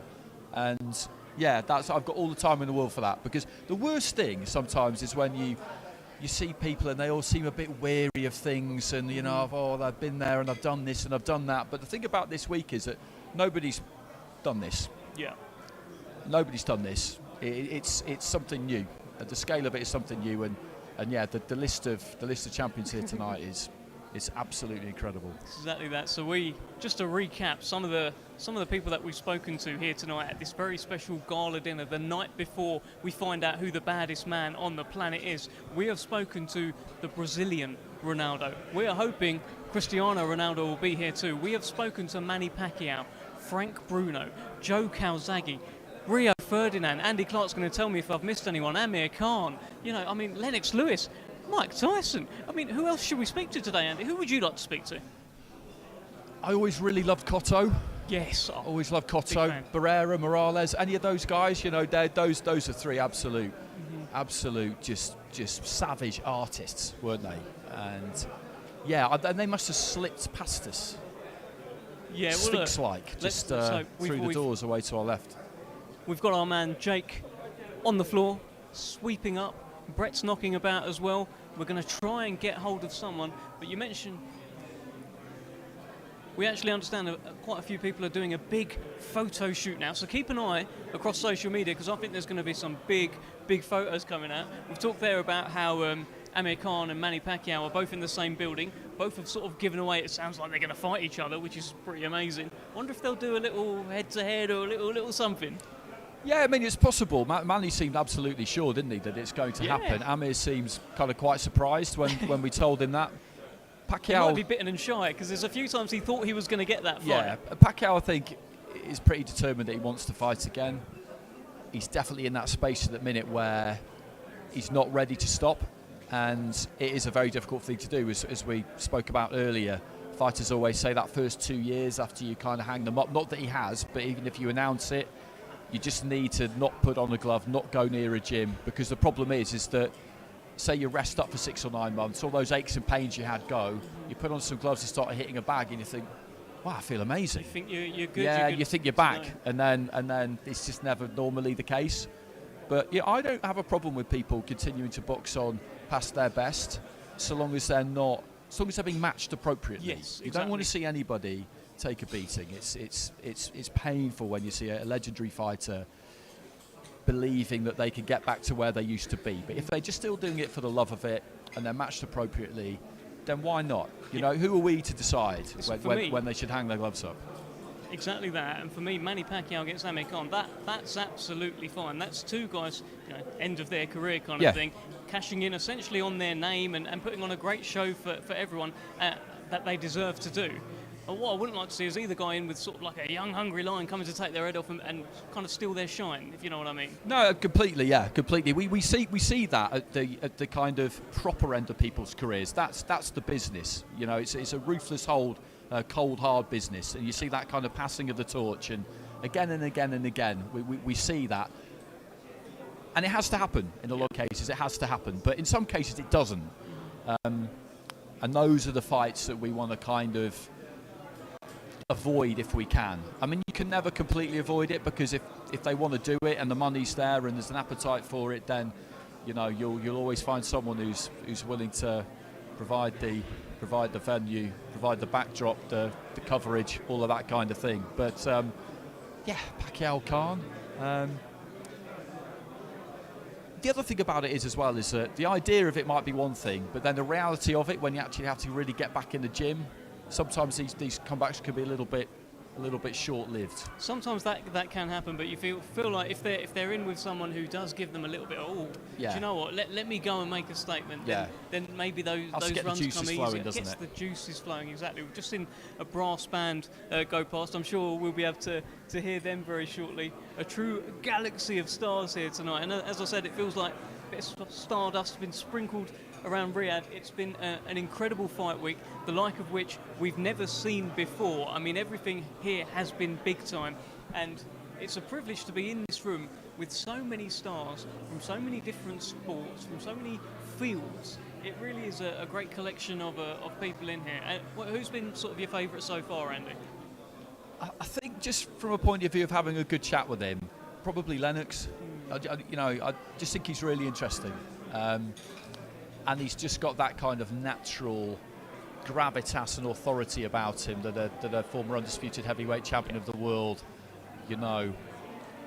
has. He's like an ex-president, isn't he? You still call him champion. You still call him Mr. President. He carries himself. He just carries himself. Yeah. So I really enjoyed talking to him. Some of the active fighters, actually, over the last few minutes, I've noticed have just started kind of filtering out. The ones who are on the card. Yeah. Sensible. Yeah. Come and have a look around. I think you're probably expected to. I mean, I don't imagine it's contractual, but I mean, I think you're probably expected to come and show your face, and there's nothing wrong with that. As I say, it passes a bit of time, but I saw Moses Itauma just file in and maybe 25 minutes, half an hour later, file back out again, and that's, yeah, as I say, I think that's probably the right way to go about it if you're boxing tomorrow night, because. So, yeah, you're absolutely right there. You mentioned Moses Itauma there. I don't know if you've seen the video yet. Him and Mike Tyson had a little hello, any advice. That's great, isn't it? I mean, for an 18-year-old heavyweight coming through, he's on this stage. He's going to sparkle, we hope, under those bright lights. But to have Mike Tyson there to talk to, saying nice things about you, that's pretty cool for Moses Itauma. Yeah, it is. And you know, when we were talking to Mike, and he was talking about his admiration for Tyson Fury because of the things that he's managed to overcome in his life. You know, fighters who've been there and done it and been through the ringer and been through the mill and had all these kinds of experiences that he had. It's not just the boxing part of it. You know, you can learn a lot from them. A lot of the time with fighters, it sounds a bit harsh, but sometimes you can learn almost as much from what they shouldn't have done and did do than what they should have done and did. The mistakes, right? If that makes any... Yeah, mistakes, that's a much clearer and more succinct way of saying it. It's a clean word. But it's, and that's, you know, they are often the most instructive things. I don't think we'll really see another athlete, to be honest with you, ever in the kind of spotlight and the eye of the storm in the way that Tyson was, because back in those days, in the mid-80s, you know, it was a terrestrial TV world. There was no digital platform. It was national newspapers. And if you managed to make it into the media, everything was mainstream media. Yeah. And you were just ludicrously famous. And he was absurdly famous. Yeah. And you're from the background that he's from, and you don't know who you can trust. And he made lots of mistakes himself. He brought plenty of it on himself. But he had people sticking their hands in his pocket at every turn. I remember reading in his book that when they went to court for... I think it might have been around the divorce, but it was some kind of legal matter. And they realised there was $50 million unaccounted for that he'd earned. No idea what had happened to it. No idea. That's terrible. He used to buy cars and just give them to people. You know, it's just a crazy, crazy life that a lot of these guys have led. These are the pitfalls that are out there. Tell you what, about Mike Tyson, staying on him, I really enjoyed the interview with him earlier. We went a bit sort of crazy at the end and said, and then you know, Francis is going to win. Yeah. He's a great character. I'm enjoying this kind of evolution of Mike Tyson. We have watched his life unfold. We watched that youngest ever world heavyweight champion, the guy coming through. We watched him snarling at opponents, staring them when they're facing off, shouting at press conferences. We saw all of that. And now he's sort of becoming Uncle Mike. He's sort of mellowed out a little bit. It's quite something to behold. It is. He's found some peace. He's found some peace. He's found his niche. He podcasts now. You know, he's in demand for all sorts of things, and it is nice to see someone whose life was just enveloped by such overwhelming chaos almost all of the time throughout his career and beyond the end of it as well, managed to find that kind of port in the storm and set up camp there and just be happy, basically. Because a lot of athletes aren't happy when they retire. They miss it too much. They can't replace it. They don't want to admit that they can't replace it. Oh, Jared Anderson. That is Jared Anderson. Hot stepping past us there. I was going to put my arm out and then I just should have done, but I mean, he was going at some pace. That's interesting, by the way. That's Jared Big Baby Anderson. I believe Lil Baby is actually performing at some point, so we'll have a Lil Baby and a Big Baby. I have no idea who Lil Baby is. I'm not down with the kids, Dev. Neither am I, really. I mean, he's just like a rapper that I have heard of. He's actually very, very good. So yeah, no, very interesting. I'm sure Jared Anderson will come back in and have a little chat with us. Again, another young heavyweight coming through, surrounded by this galaxy of stars. A great opportunity. Didn't make it onto the card, but I'm sure he's got an eye on getting onto another one at some point. Great environment for him to be in tonight. Yeah, absolutely. You know, they're really pushing him top rank. He headlined in his hometown, Toledo, Ohio. So they're doing what they like to do, which is more difficult to do in America, because headlining your hometown and building that fan base up is something that not many fighters manage. You know, Wilder did it in Alabama. Crawford did it in Nebraska. You go back a little bit, Kelly Pavlik did it in Youngstown. Yes, of course. And they become massive power bases. And if you get your local crowd to come out for you, they're the ones who are going to stick with you. Mm-hmm. You know, hell or high water, they're loyal. They're going to be more loyal. You look at Hatton. I mean, he's always our go-to. That is the epitome, in this isn't country. it? That is it. Yeah, exactly. Josh Warrington in more recent times. So I love the fact that they did that Top Rank, and hopefully they'll take him there as often as they can. But maybe kind of once a year there, twice a year there, and then get him on some really big cards. Miguel Cotto has just wandered in, but he's slipped away Miguel through Cotto, those doors, as you which say, is my God, which is a bit of I a think crushing Marco blow. Antonio Barrera is there as well. I need some kind of a lasso here, really, just to see if we could we corral do these have people our into man place. on the ground. Big Baby Anderson, would you like to have a chat? Come and have a chat, Big Baby. He doesn't. Wow, Big Baby Anderson doesn't want to chat right now. He'll be back though. He'll be back, won't he, Andy? Well, I would hope so. I would hope so. I mean, does he realise that, unintentionally there, he has that is quite a faux pas. Well, look, I'm sure he'll be back. He looked like a man in a rush. Look, he was in a rush to get past you Striding initially. around. In a rush to get here. Around. And let's bring in the hitman who will chat to us. Ricky Hatton, good to see you again. How are you? It's been a long time. Yeah.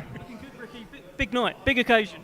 It's a big occasion, just feel an awe to be, a little bit of awe to be honest with you. I'm out there with so many. We're going to get two for the price of one here, if that's okay. So great champions, it's a dream come true. And I bet when Tyson was growing up, I bet he thought, I'd never be topping the bill in Saudi Arabia with such a big occasion with so many champions like this here today. I tell you what, it's something else, and I feel very, very proud that I can say that I was here for the first one in Saudi. Yeah. So Jared Anderson. What's it like to be here for you? Because you're a man on the rise, and these huge heavyweight occasions are things that you want to be a part of in the future. And rubbing shoulders with some of the fighters here, it must be pretty special. It's like a dream. I never imagined being in Saudi Arabia for one, especially not where I come from. So I'm more than happy to be here. Happy that they wanted me to be here. They invited me, showing me with so much great hospitality and just showing me a great time. So I'm more than happy to be here. We were just talking about the two of you in conjunction because Ricky Hatton, of course, sold thousands and thousands of tickets, built this huge fan base in Manchester that then followed him everywhere. Top Rank took you to your hometown, didn't they, for a fight recently in Toledo? And, it's so important, isn't it, that, that fan base where you're from, get that tray moving, as he knows. For sure. I'm more than happy. We almost sold out. I think I had maybe 100 tickets left, but we sold over 7,000 tickets in my hometown on my first time going home. So it was a great outcome, and definitely, got to keep them guys on my back so that I know where home is at all times. And Ricky, you did it like no other. I mean, you took about, I don't know, how was it, 50,000 overs, 100,000, 200,000 of Vegas with you? 40,000 for Mayweather, I think 25,000 for Pacquiao, 15,000 for Castillo. It was something else. But but not just from Manchester, from all over the UK and all over Great Britain, because I fought in my hometown on a regular basis, fighting domestic fighters. So the people up and down the country could relate to the opponents who was fighting in my hometown. And then when it got established, it just went from there, to be honest. Yeah, and I was very fortunate. I boxed a lot in my hometown, and I was very fortunate a lot of Nassim Hamed's undercards. So I got the big bills as well. So I got that experience, as well. Yeah. Any advice for a big baby here? No, nothing. Just keep doing what you're doing, keep working hard. Believe in yourself. I think we speak for each other when we said, you come to events like this and your heroes are here and stuff like that. You never dreamed, that I would, be here alongside them. But I'm alongside them because I won my world titles and that. So the point I'm making is, believe in yourself because it happened to me, it happened to them, it happened to me, it'll happen to you if you believe in yourself. Just quickly before we let you go, what do you make of this fight? Obviously, as boxing people, we feel like Fury is a huge favourite, but you can't dismiss someone like Ngannou because he's a supreme athlete, and he can punch. 100%. You always have a puncher's chance, especially being one of the hardest hitters in the world, especially in your sport. So he definitely has a puncher's chance, and I do think Mike Tyson instilled some things in him to help him undergo this fight, and I think he'll be competitive, but I do, as a boxer, think Tyson has the better IQ, and he's just going to win from the second round and on. So if you could choose, who would you fight next? Give us a name. I don't have a name. Whoever I will fight for the most money with. He is the name. You want to be the name, huh? Here we go. Here we go. Jared's the man. Yeah. This is the future champ right here. I said it 3 years ago. I stand by my words. This is the heir to the throne, guys. You better believe it. Yes, sir. And this is the legendary Ricky Hatton. I appreciate my Well, that guy is so Tyson much. Fury. Man. That's all I love out of my guy. And as you can see, he supported me all the way. So I'm just happy to be here. Okay, well, thanks for joining us. We'll let you get inside. Ricky, just one final one. Right, I know look, there's a galaxy of stars here. Is there anyone you want to try and get a photo with? Do you do that? I feel very blessed that I've been to conventions, WBA, IBF, WBC conventions over the years where all the former champions have gone, and I feel very blessed and fortunate that I've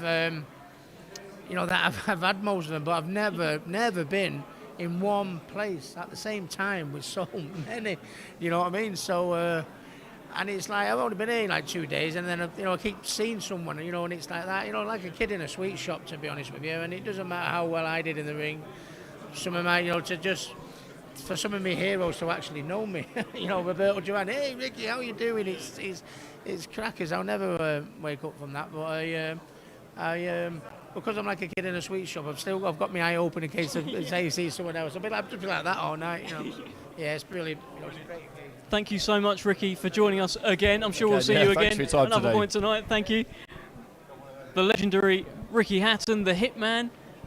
2 for the price of 1. You brought in Big Baby after he sort of brushed past me initially. Nah, he was coming back, wasn't he? He told us he'd come back, and he was true to his word. But no, Ricky, it's funny what Ricky was saying there. It's you're looking around and you're playing this absolutely mad game of top trumps, aren't you? Yes, it is. You're just looking around thinking, oh look, there's him, and there's somebody else, and your head's on a, it's just on the spin, isn't it? Absolutely. It's like you are watching a tennis match. I'll tell you, it was Larry a nice Holmes is just coming in. Larry Holmes is coming in. Hopefully he makes his way over to us. We can have a chat with him. One of the greatest heavyweights of all time has just entered the building as well. I think we might be out of luck there. So many. We might be just many out here. of luck there. Hopefully we can grab him. I know our producer, our man on the ground, Jake. If anyone Roberto can Duran. do it, Roberto it's Duran him. and son. Hey, but it looks 2 like Durans. Looks like we've got some Durans coming in. Robert Duran and Roberto Duran. Well, okay. Roberto Duran, how are you, sir? Very good. Robert Duran, please come in as well. Hello, sir. Hello, sir. 3 Durans. 3 Durans. Andy, please.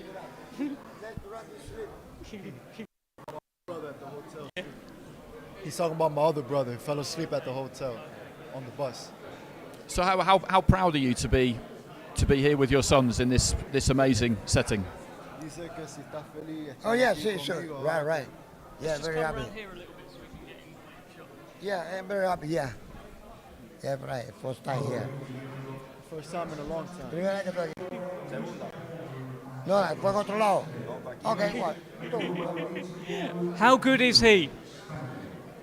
Dice que como bebé, como boxeador. Bueno, lo veo bien. ¿Quiere pelear? Que pelee.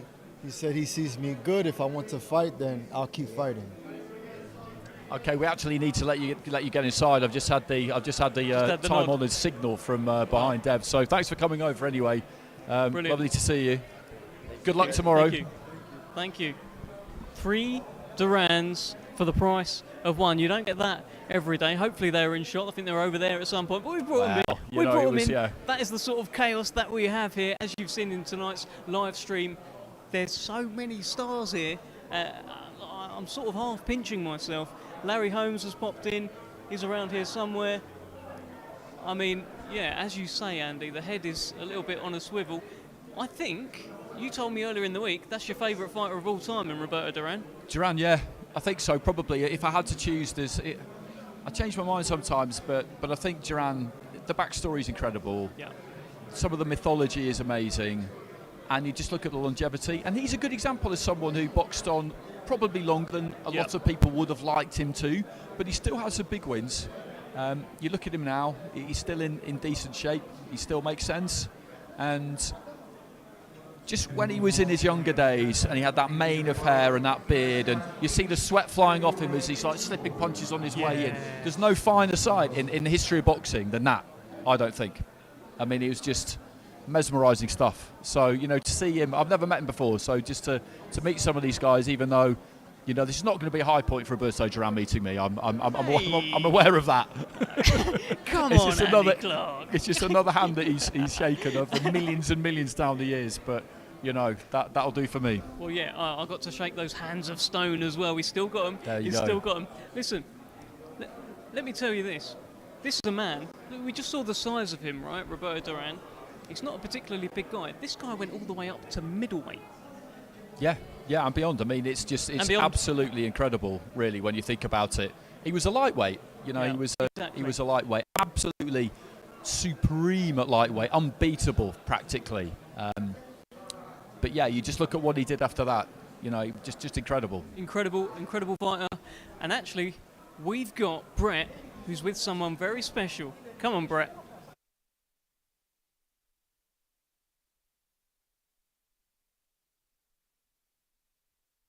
Opportunity that Francis Ngannou and Tyson Fury were both a part of. Now, everyone's made their way into the dinner room. I want to show you the entire room, but I cannot make my way around here. This place is just so packed with everybody that you've seen milling through now in this place, in this ballroom. Cristiano Ronaldo, Mike Tyson, all of the biggest names that you've been seeing all night. Now they're going to sit down and do what everybody likes to do, and that is eat dinner and enjoy a show. We're going to stay with you guys. We're going to be a little bit of entertainment. There might be a speech as well. And we're going to see if we can talk to a little bit more people here. But everybody making their way into the ballroom and enjoying dinner and a show. Guys.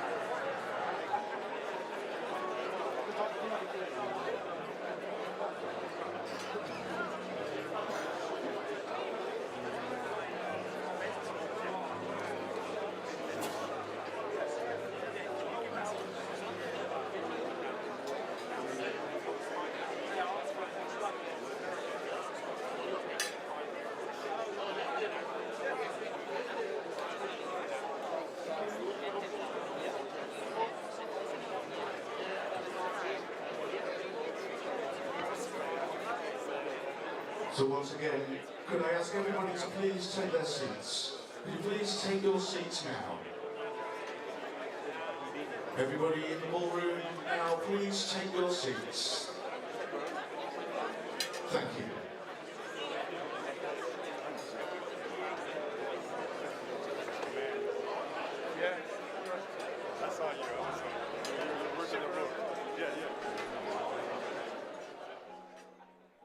If you are still standing, could I ask you to please take your seats? The aisles must be clear now. We are about to serve dinner and start the show. Please take your seats. If you are still standing, please find your tables and take your seats. Thank you.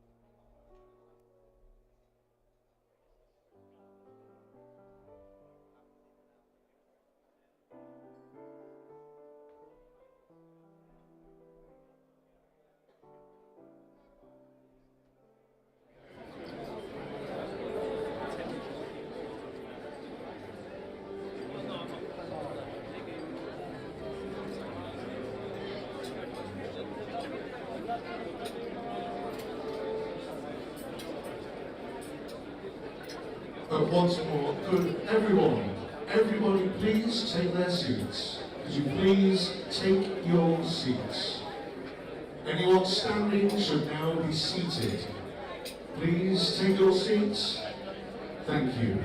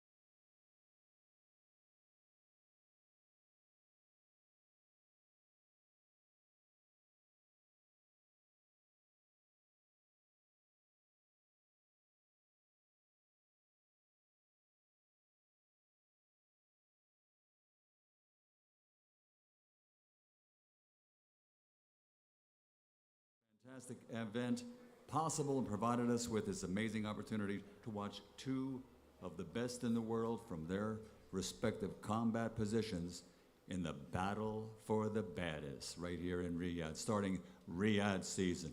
Ladies and gentlemen, the man who made this all possible, he's our host tonight, and a round of applause for His Excellency Turki Al-Sheikh.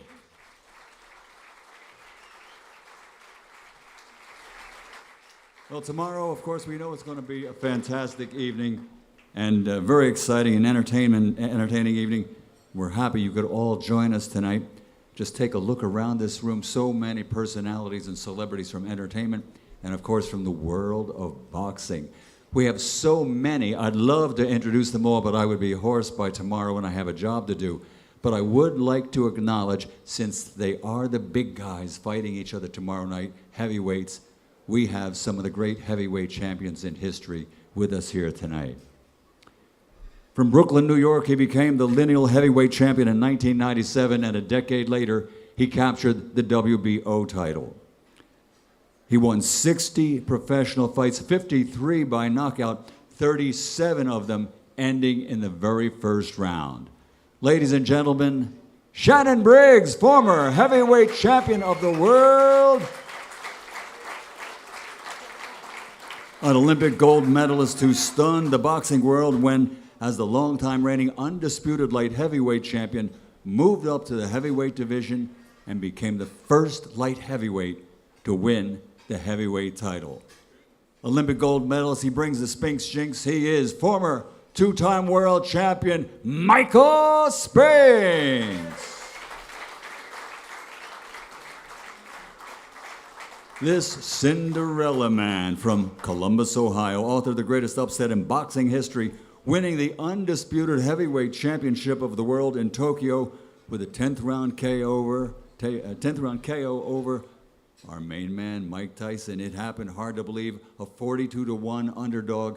That upset is what all upsets are measured by today. Ladies and gentlemen, former undisputed heavyweight champion of the world, James Buster Douglas.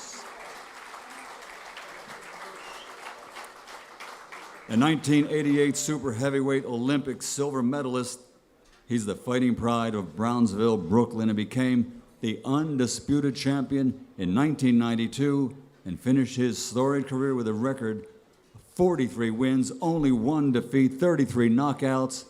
He is Riddick Big Daddy Bowe. One of Great Britain's most beloved fighters, he won the WBC Heavyweight Championship in 1995. 38 of his 40 victories came by way of knockout. Ladies and gentlemen, one of my favorites, Mr. Frank Bruno! The Eastern Assassin. This ring legend made 20 heavyweight title defenses during a historic 7-year reign and was the lineal champion for nearly 5 years. He won 69 fights in his career that spanned nearly 3 decades. He is former undisputed heavyweight world champion, the Eastern Assassin, Larry Holmes. A 1988 super heavyweight Olympic gold medalist who defeated every opponent he faced as a pro by way of a couple of rematches. Every man he faced, he defeated. 3-time world heavyweight champion, the last undisputed champion of the world in the heavyweight division. He is the Lion, Lennox Lewis.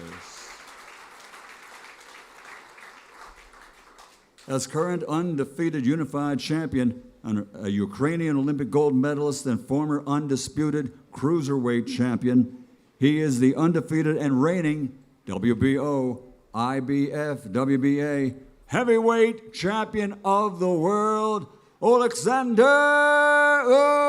Usyk.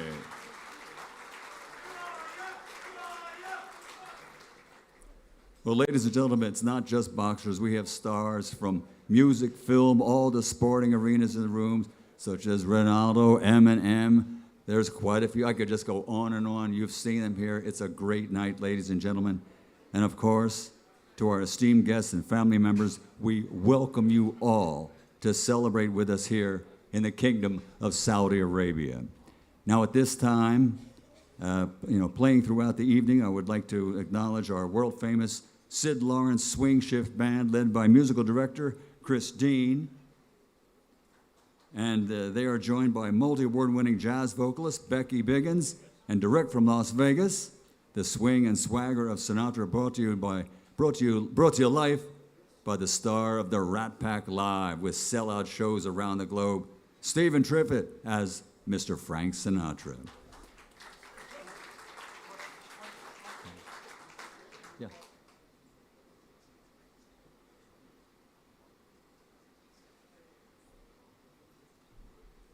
So at this time, ladies and gentlemen, I introduced you to our host, but I would like him to come up and say a few words.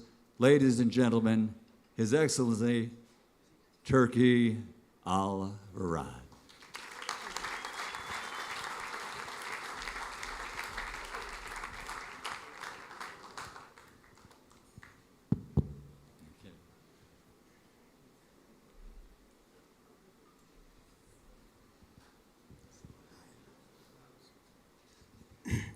Excellency Yasser Mayan, Mr. Ambassador, all the guests, welcome to our country, and we hope to have tomorrow good fight. And we are very glad to see you all at the same time, and I hope you'll enjoy Saudi Arabia. Thank you so much.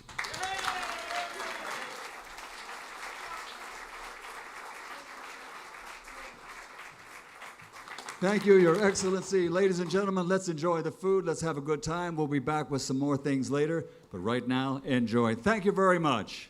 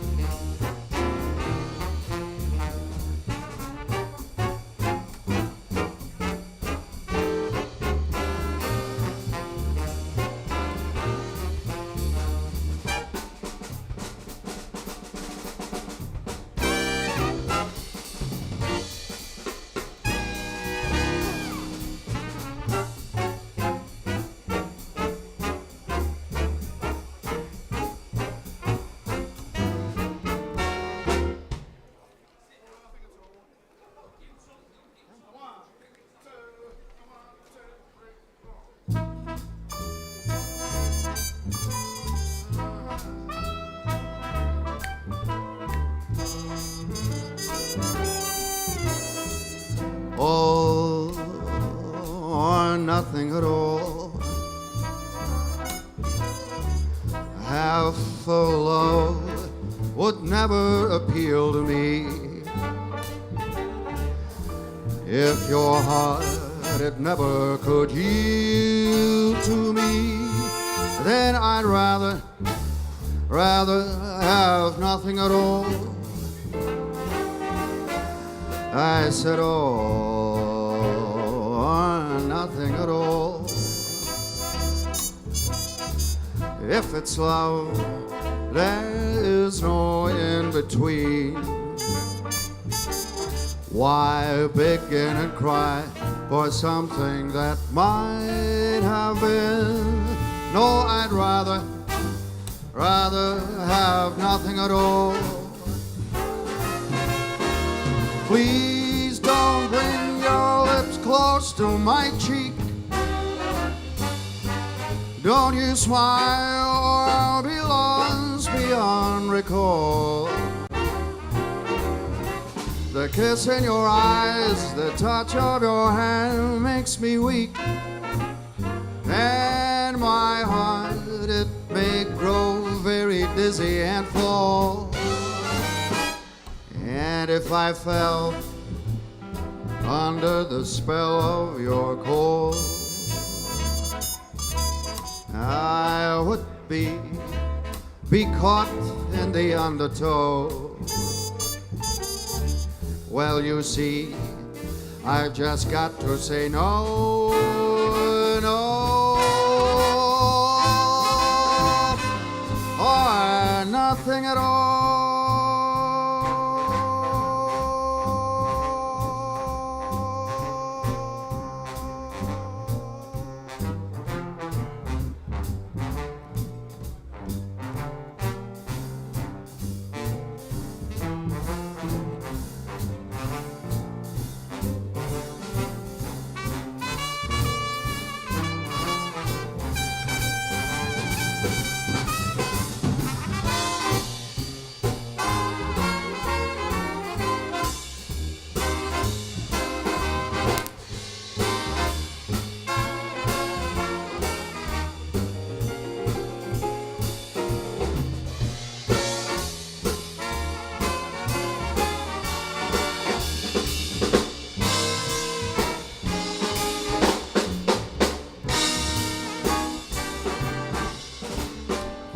And if I fell under the spell of your call,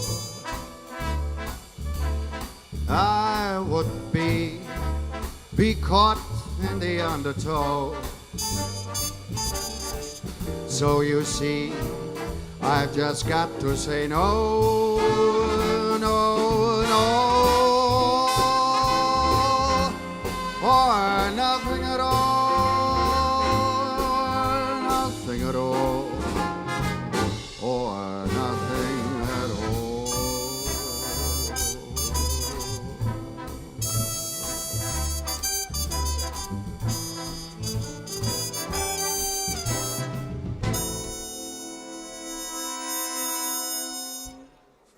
Thank you. Summer wind.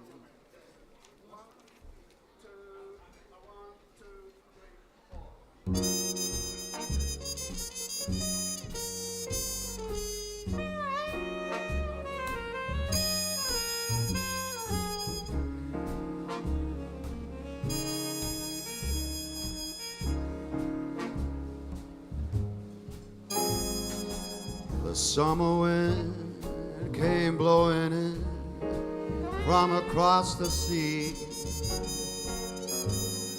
It lingered there to touch your hair and walk with me. All summer long we sang a song, then we strolled the golden sands, two sweethearts and the summer wind. Like painted kites, the days and nights, they went flying by. The world was new beneath the blue umbrella sky. Then softer than a piper man, one day it called to you. I lost you to that summer wind. The autumn winds and the winter winds, they have come and they have gone. But still those days, those lonely days, they go on and on. And guess who sighs his lullabies through nights that never end? My fickle friend, the summer wind, warm summer wind, the summer wind, summer wind, ooh, the summer wind.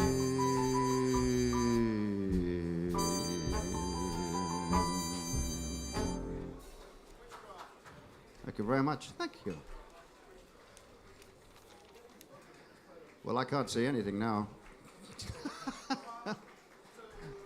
Thank you very much. What is this? Oh, witchcraft. Those fingers in my hair, that's like come hither stare, that strips my conscience bare, it's witchcraft. And I've got no defense for it, the heat is too intense for it. What good would common sense for it do? 'Cause it's witchcraft, wicked witchcraft. And although I know it's strictly taboo, when you arouse a need in me, my heart says yes indeed in me. Proceed with what you're leading me to. It's such an ancient pitch, one that I'd never switch, 'cause there's no nicer witch than you.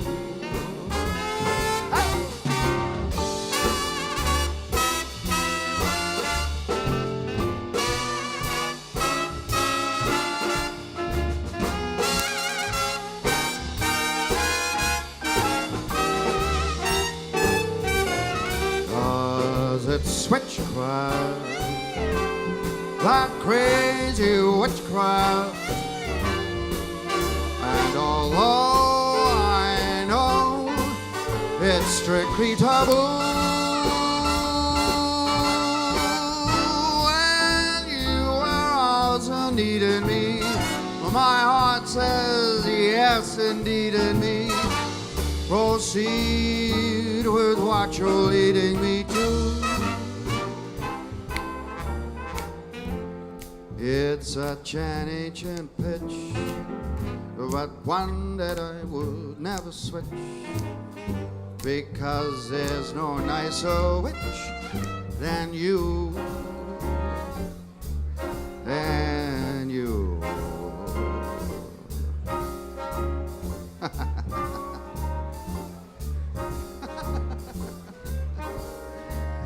You witch. Thank you.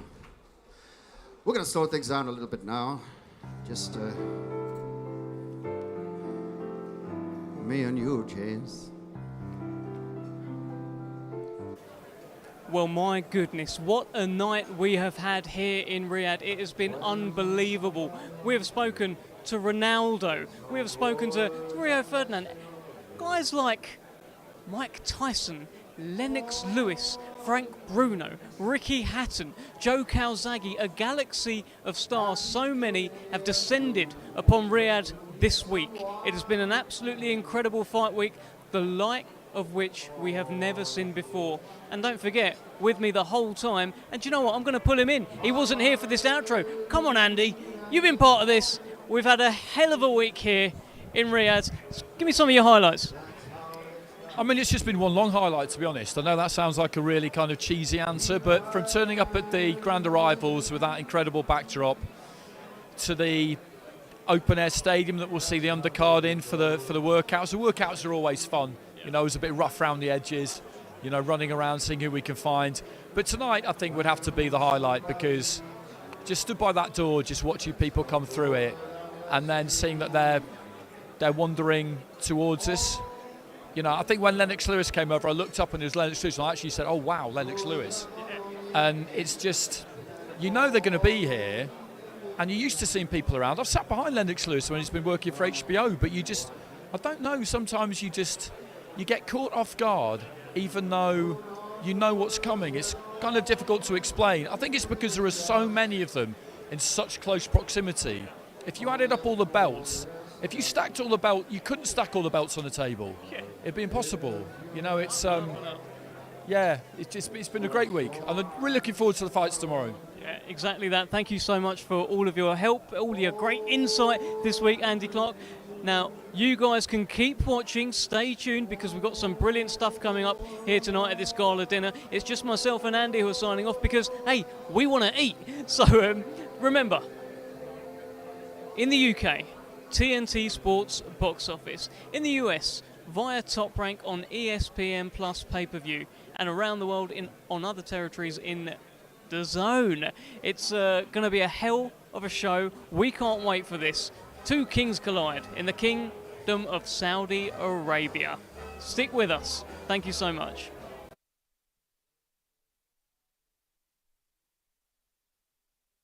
It's gonna be so easy for us to fall in love.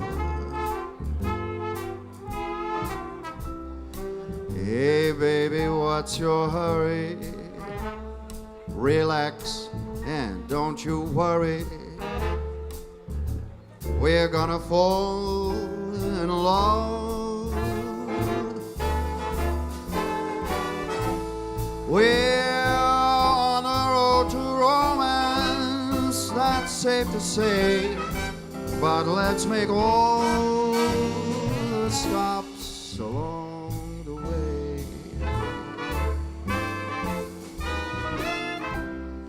The problem now, of course, is we've got to hold our horses.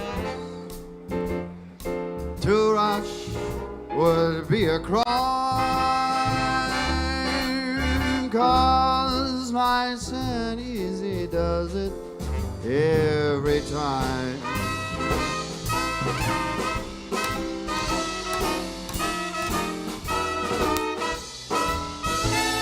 We're on a road to romance, that's safe to say. But let's make all the stops along the way. The problem now, of course, is we've got to hold our horses. To rush would be a crime, 'cause nice and easy does it. Nice and easy does it. Nice and easy does it every time. Like the man says one more time. Nice and easy does it. Nice and easy does it. Nice and easy does it every time.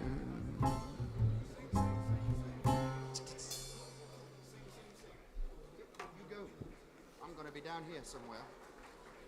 Thank you very much, most kind. Sing, sing, sing.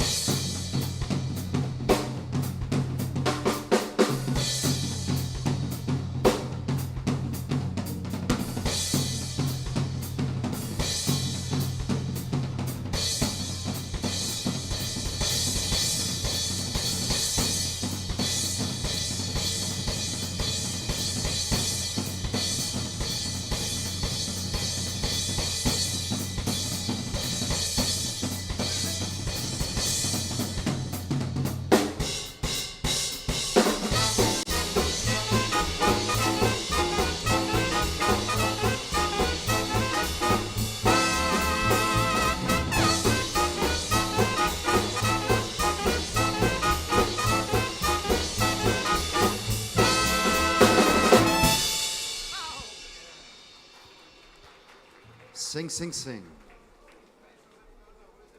And the marvelous Dave Tandy on the drums here, ladies and gentlemen.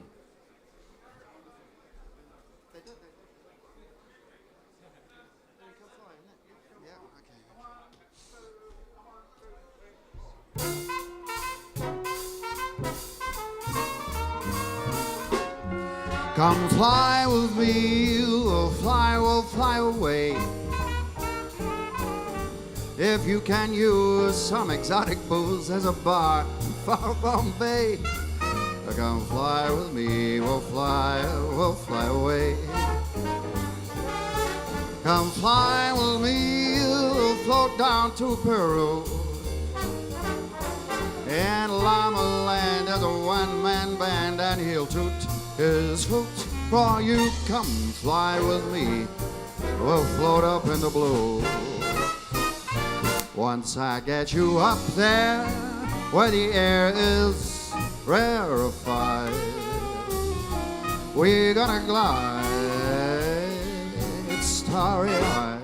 Once I get you up there, I'll be holding you so near. You might hear angels cheer because we're together. Otherwise, it's such a lovely day.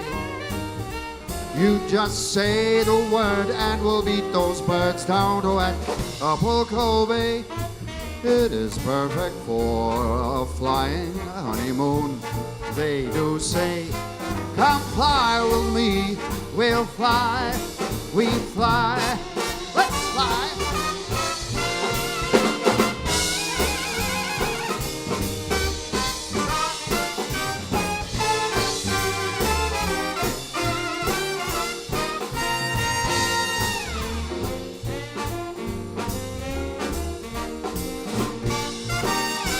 Once I get you up there, where the air is so rarefied, we're gonna glide, absolutely petrified. Once I get you up there, I'll be holding you so awfully near. You might even hear a gang of angels cheer just because we're together. Otherwise, it's such a cuckoo day. You just say the word and we'll beat your bird down to Acapulco Bay. It is perfect for a flying honeymoon, as they do say. Come fly with me, we'll fly, let's fly.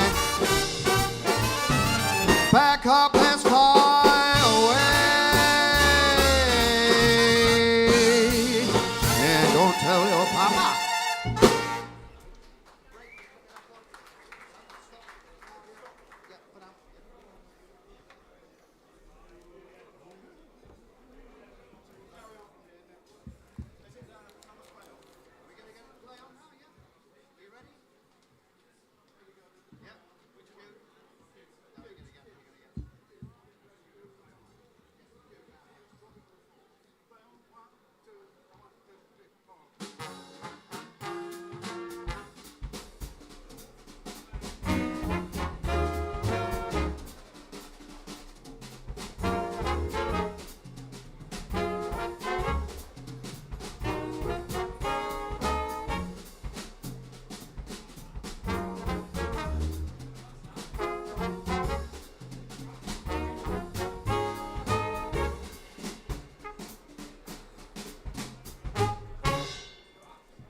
Well, ladies and gentlemen, we are glad everyone seems to be enjoying their dinner, but a very special guest is with us here tonight. He's the internet sensation, star of stage and television.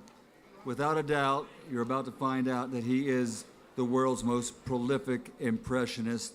Please welcome from Dublin, Mr. Al Foran.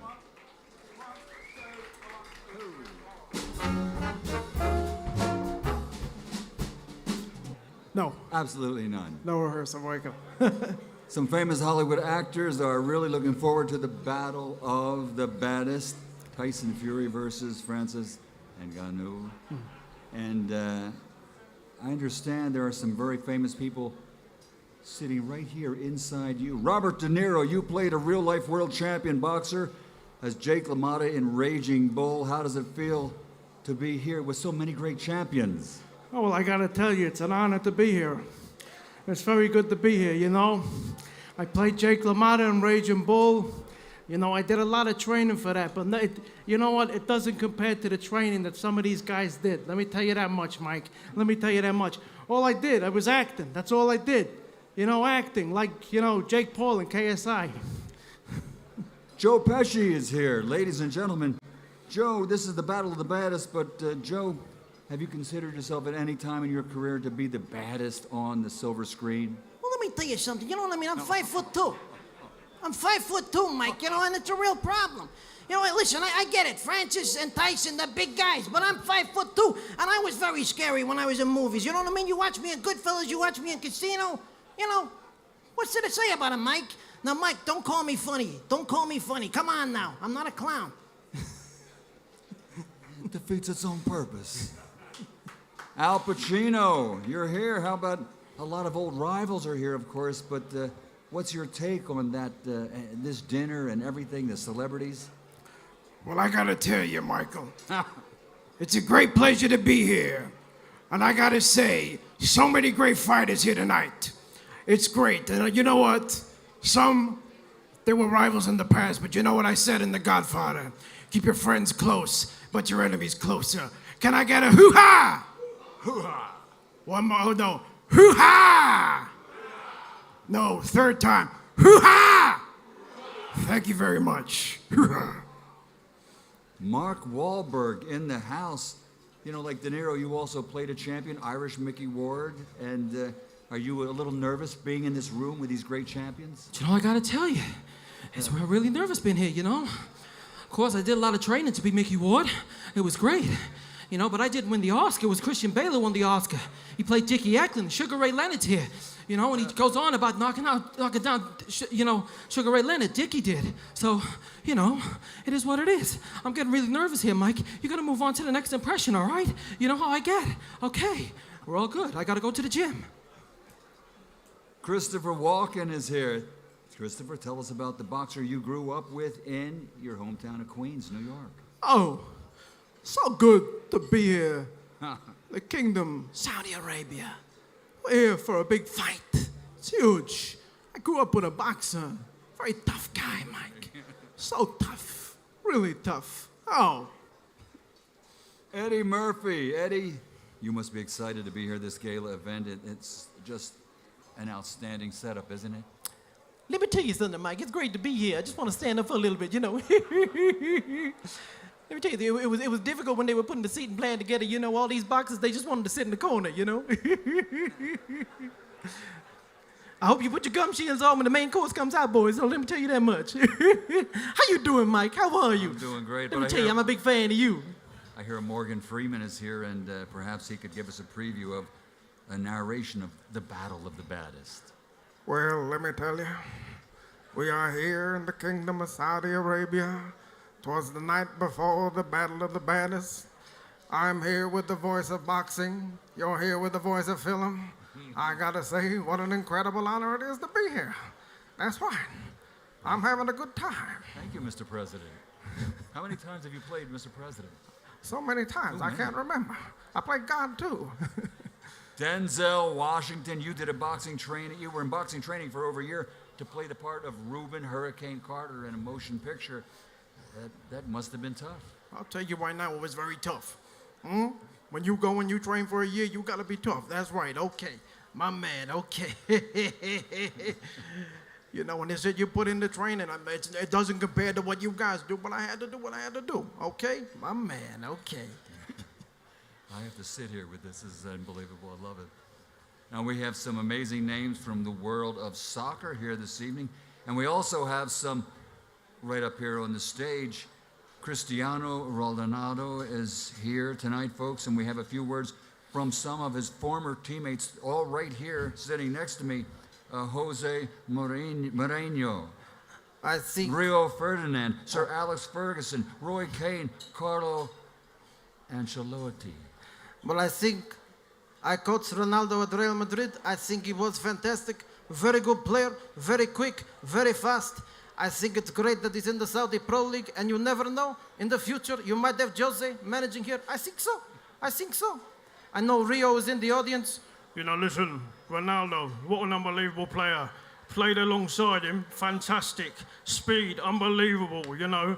He could just do things that you could never see on a football pitch. The man was fantastic. Roy Keane as well. He was his captain at one point. You know, listen, Ronaldo is decent. Now, when he came to the club, you know, he's only a kid. But, you know, he matured as the years went on. I'm proud of him. You know, he's a very good player. Decent player, Michael. Do you know what I'm saying? Big player. You know, there's a couple of others there as well. Carlo Ancelotti. For me, managing Ronaldo was a big honor. He was a great player for us. So we win Champions League with Real Madrid.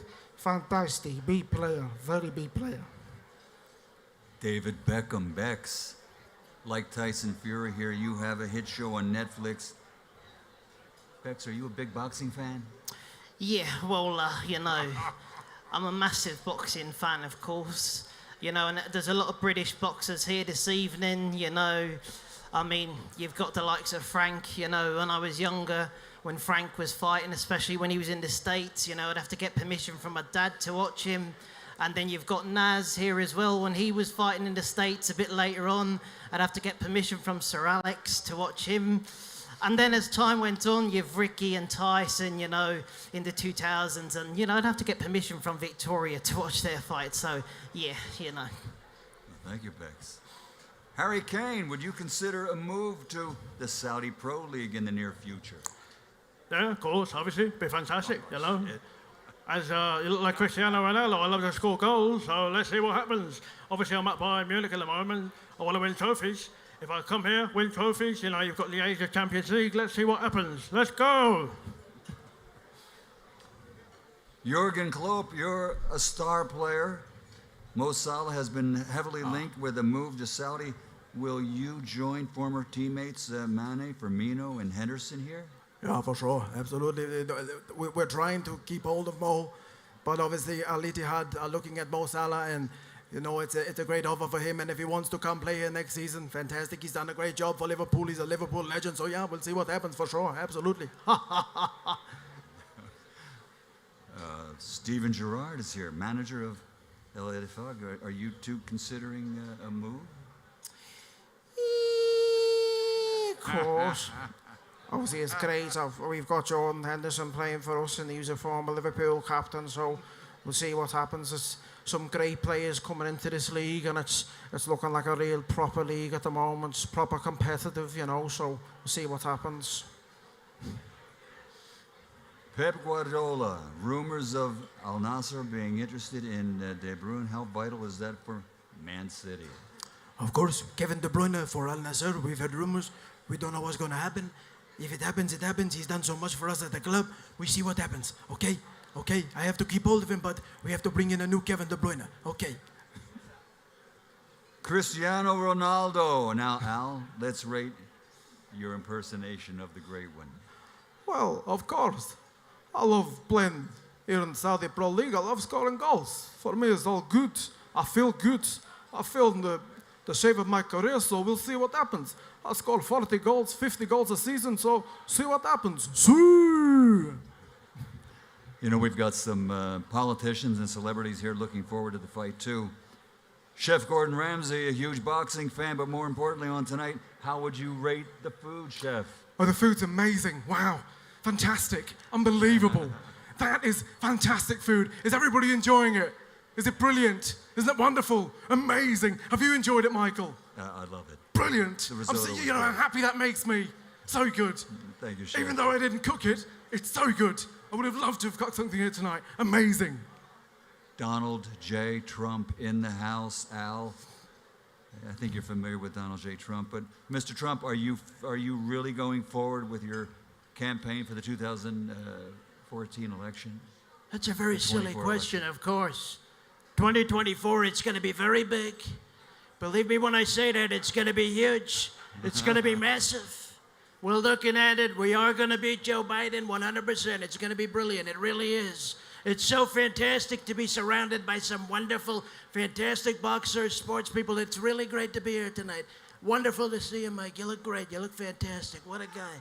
What a tremendous guy, huh? Thank you, Mr. President. Wonderful. Really It appreciate is really great. It is. It's fantastic. Good. I love when you play the accordion. Well, that's it. Yes, yes, he does. It's like he's playing the accordion. It's really great. You got to stretch up a little bit. It's fantastic.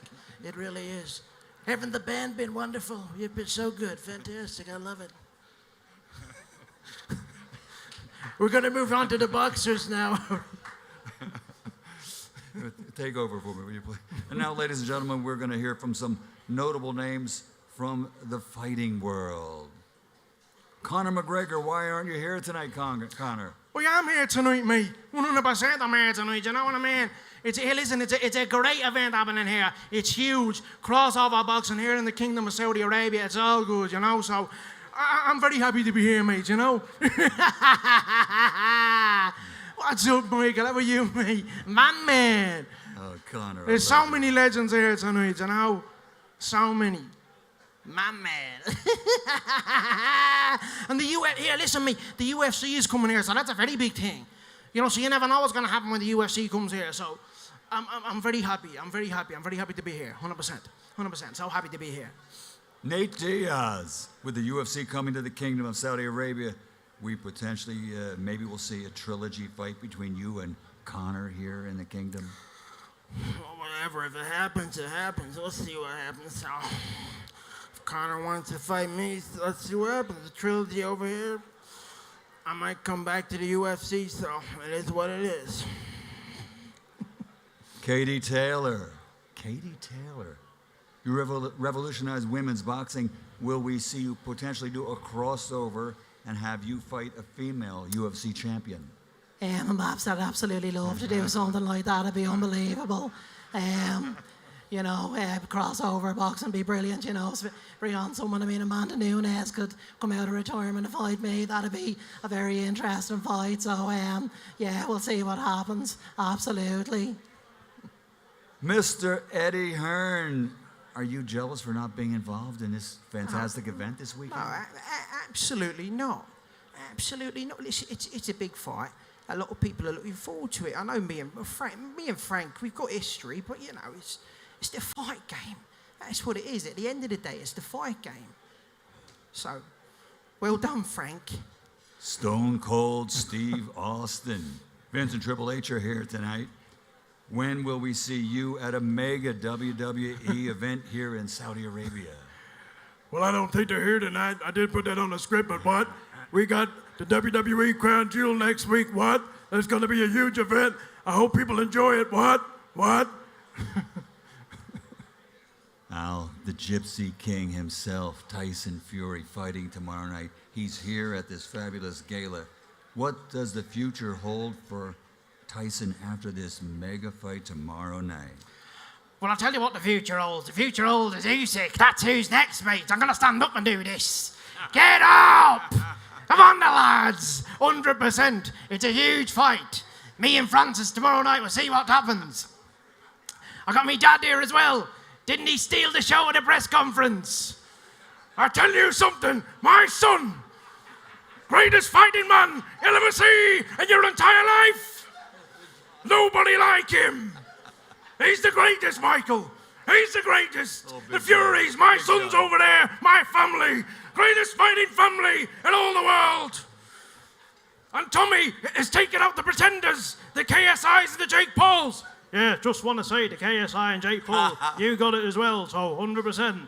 Taking them out, take out all the pretenders.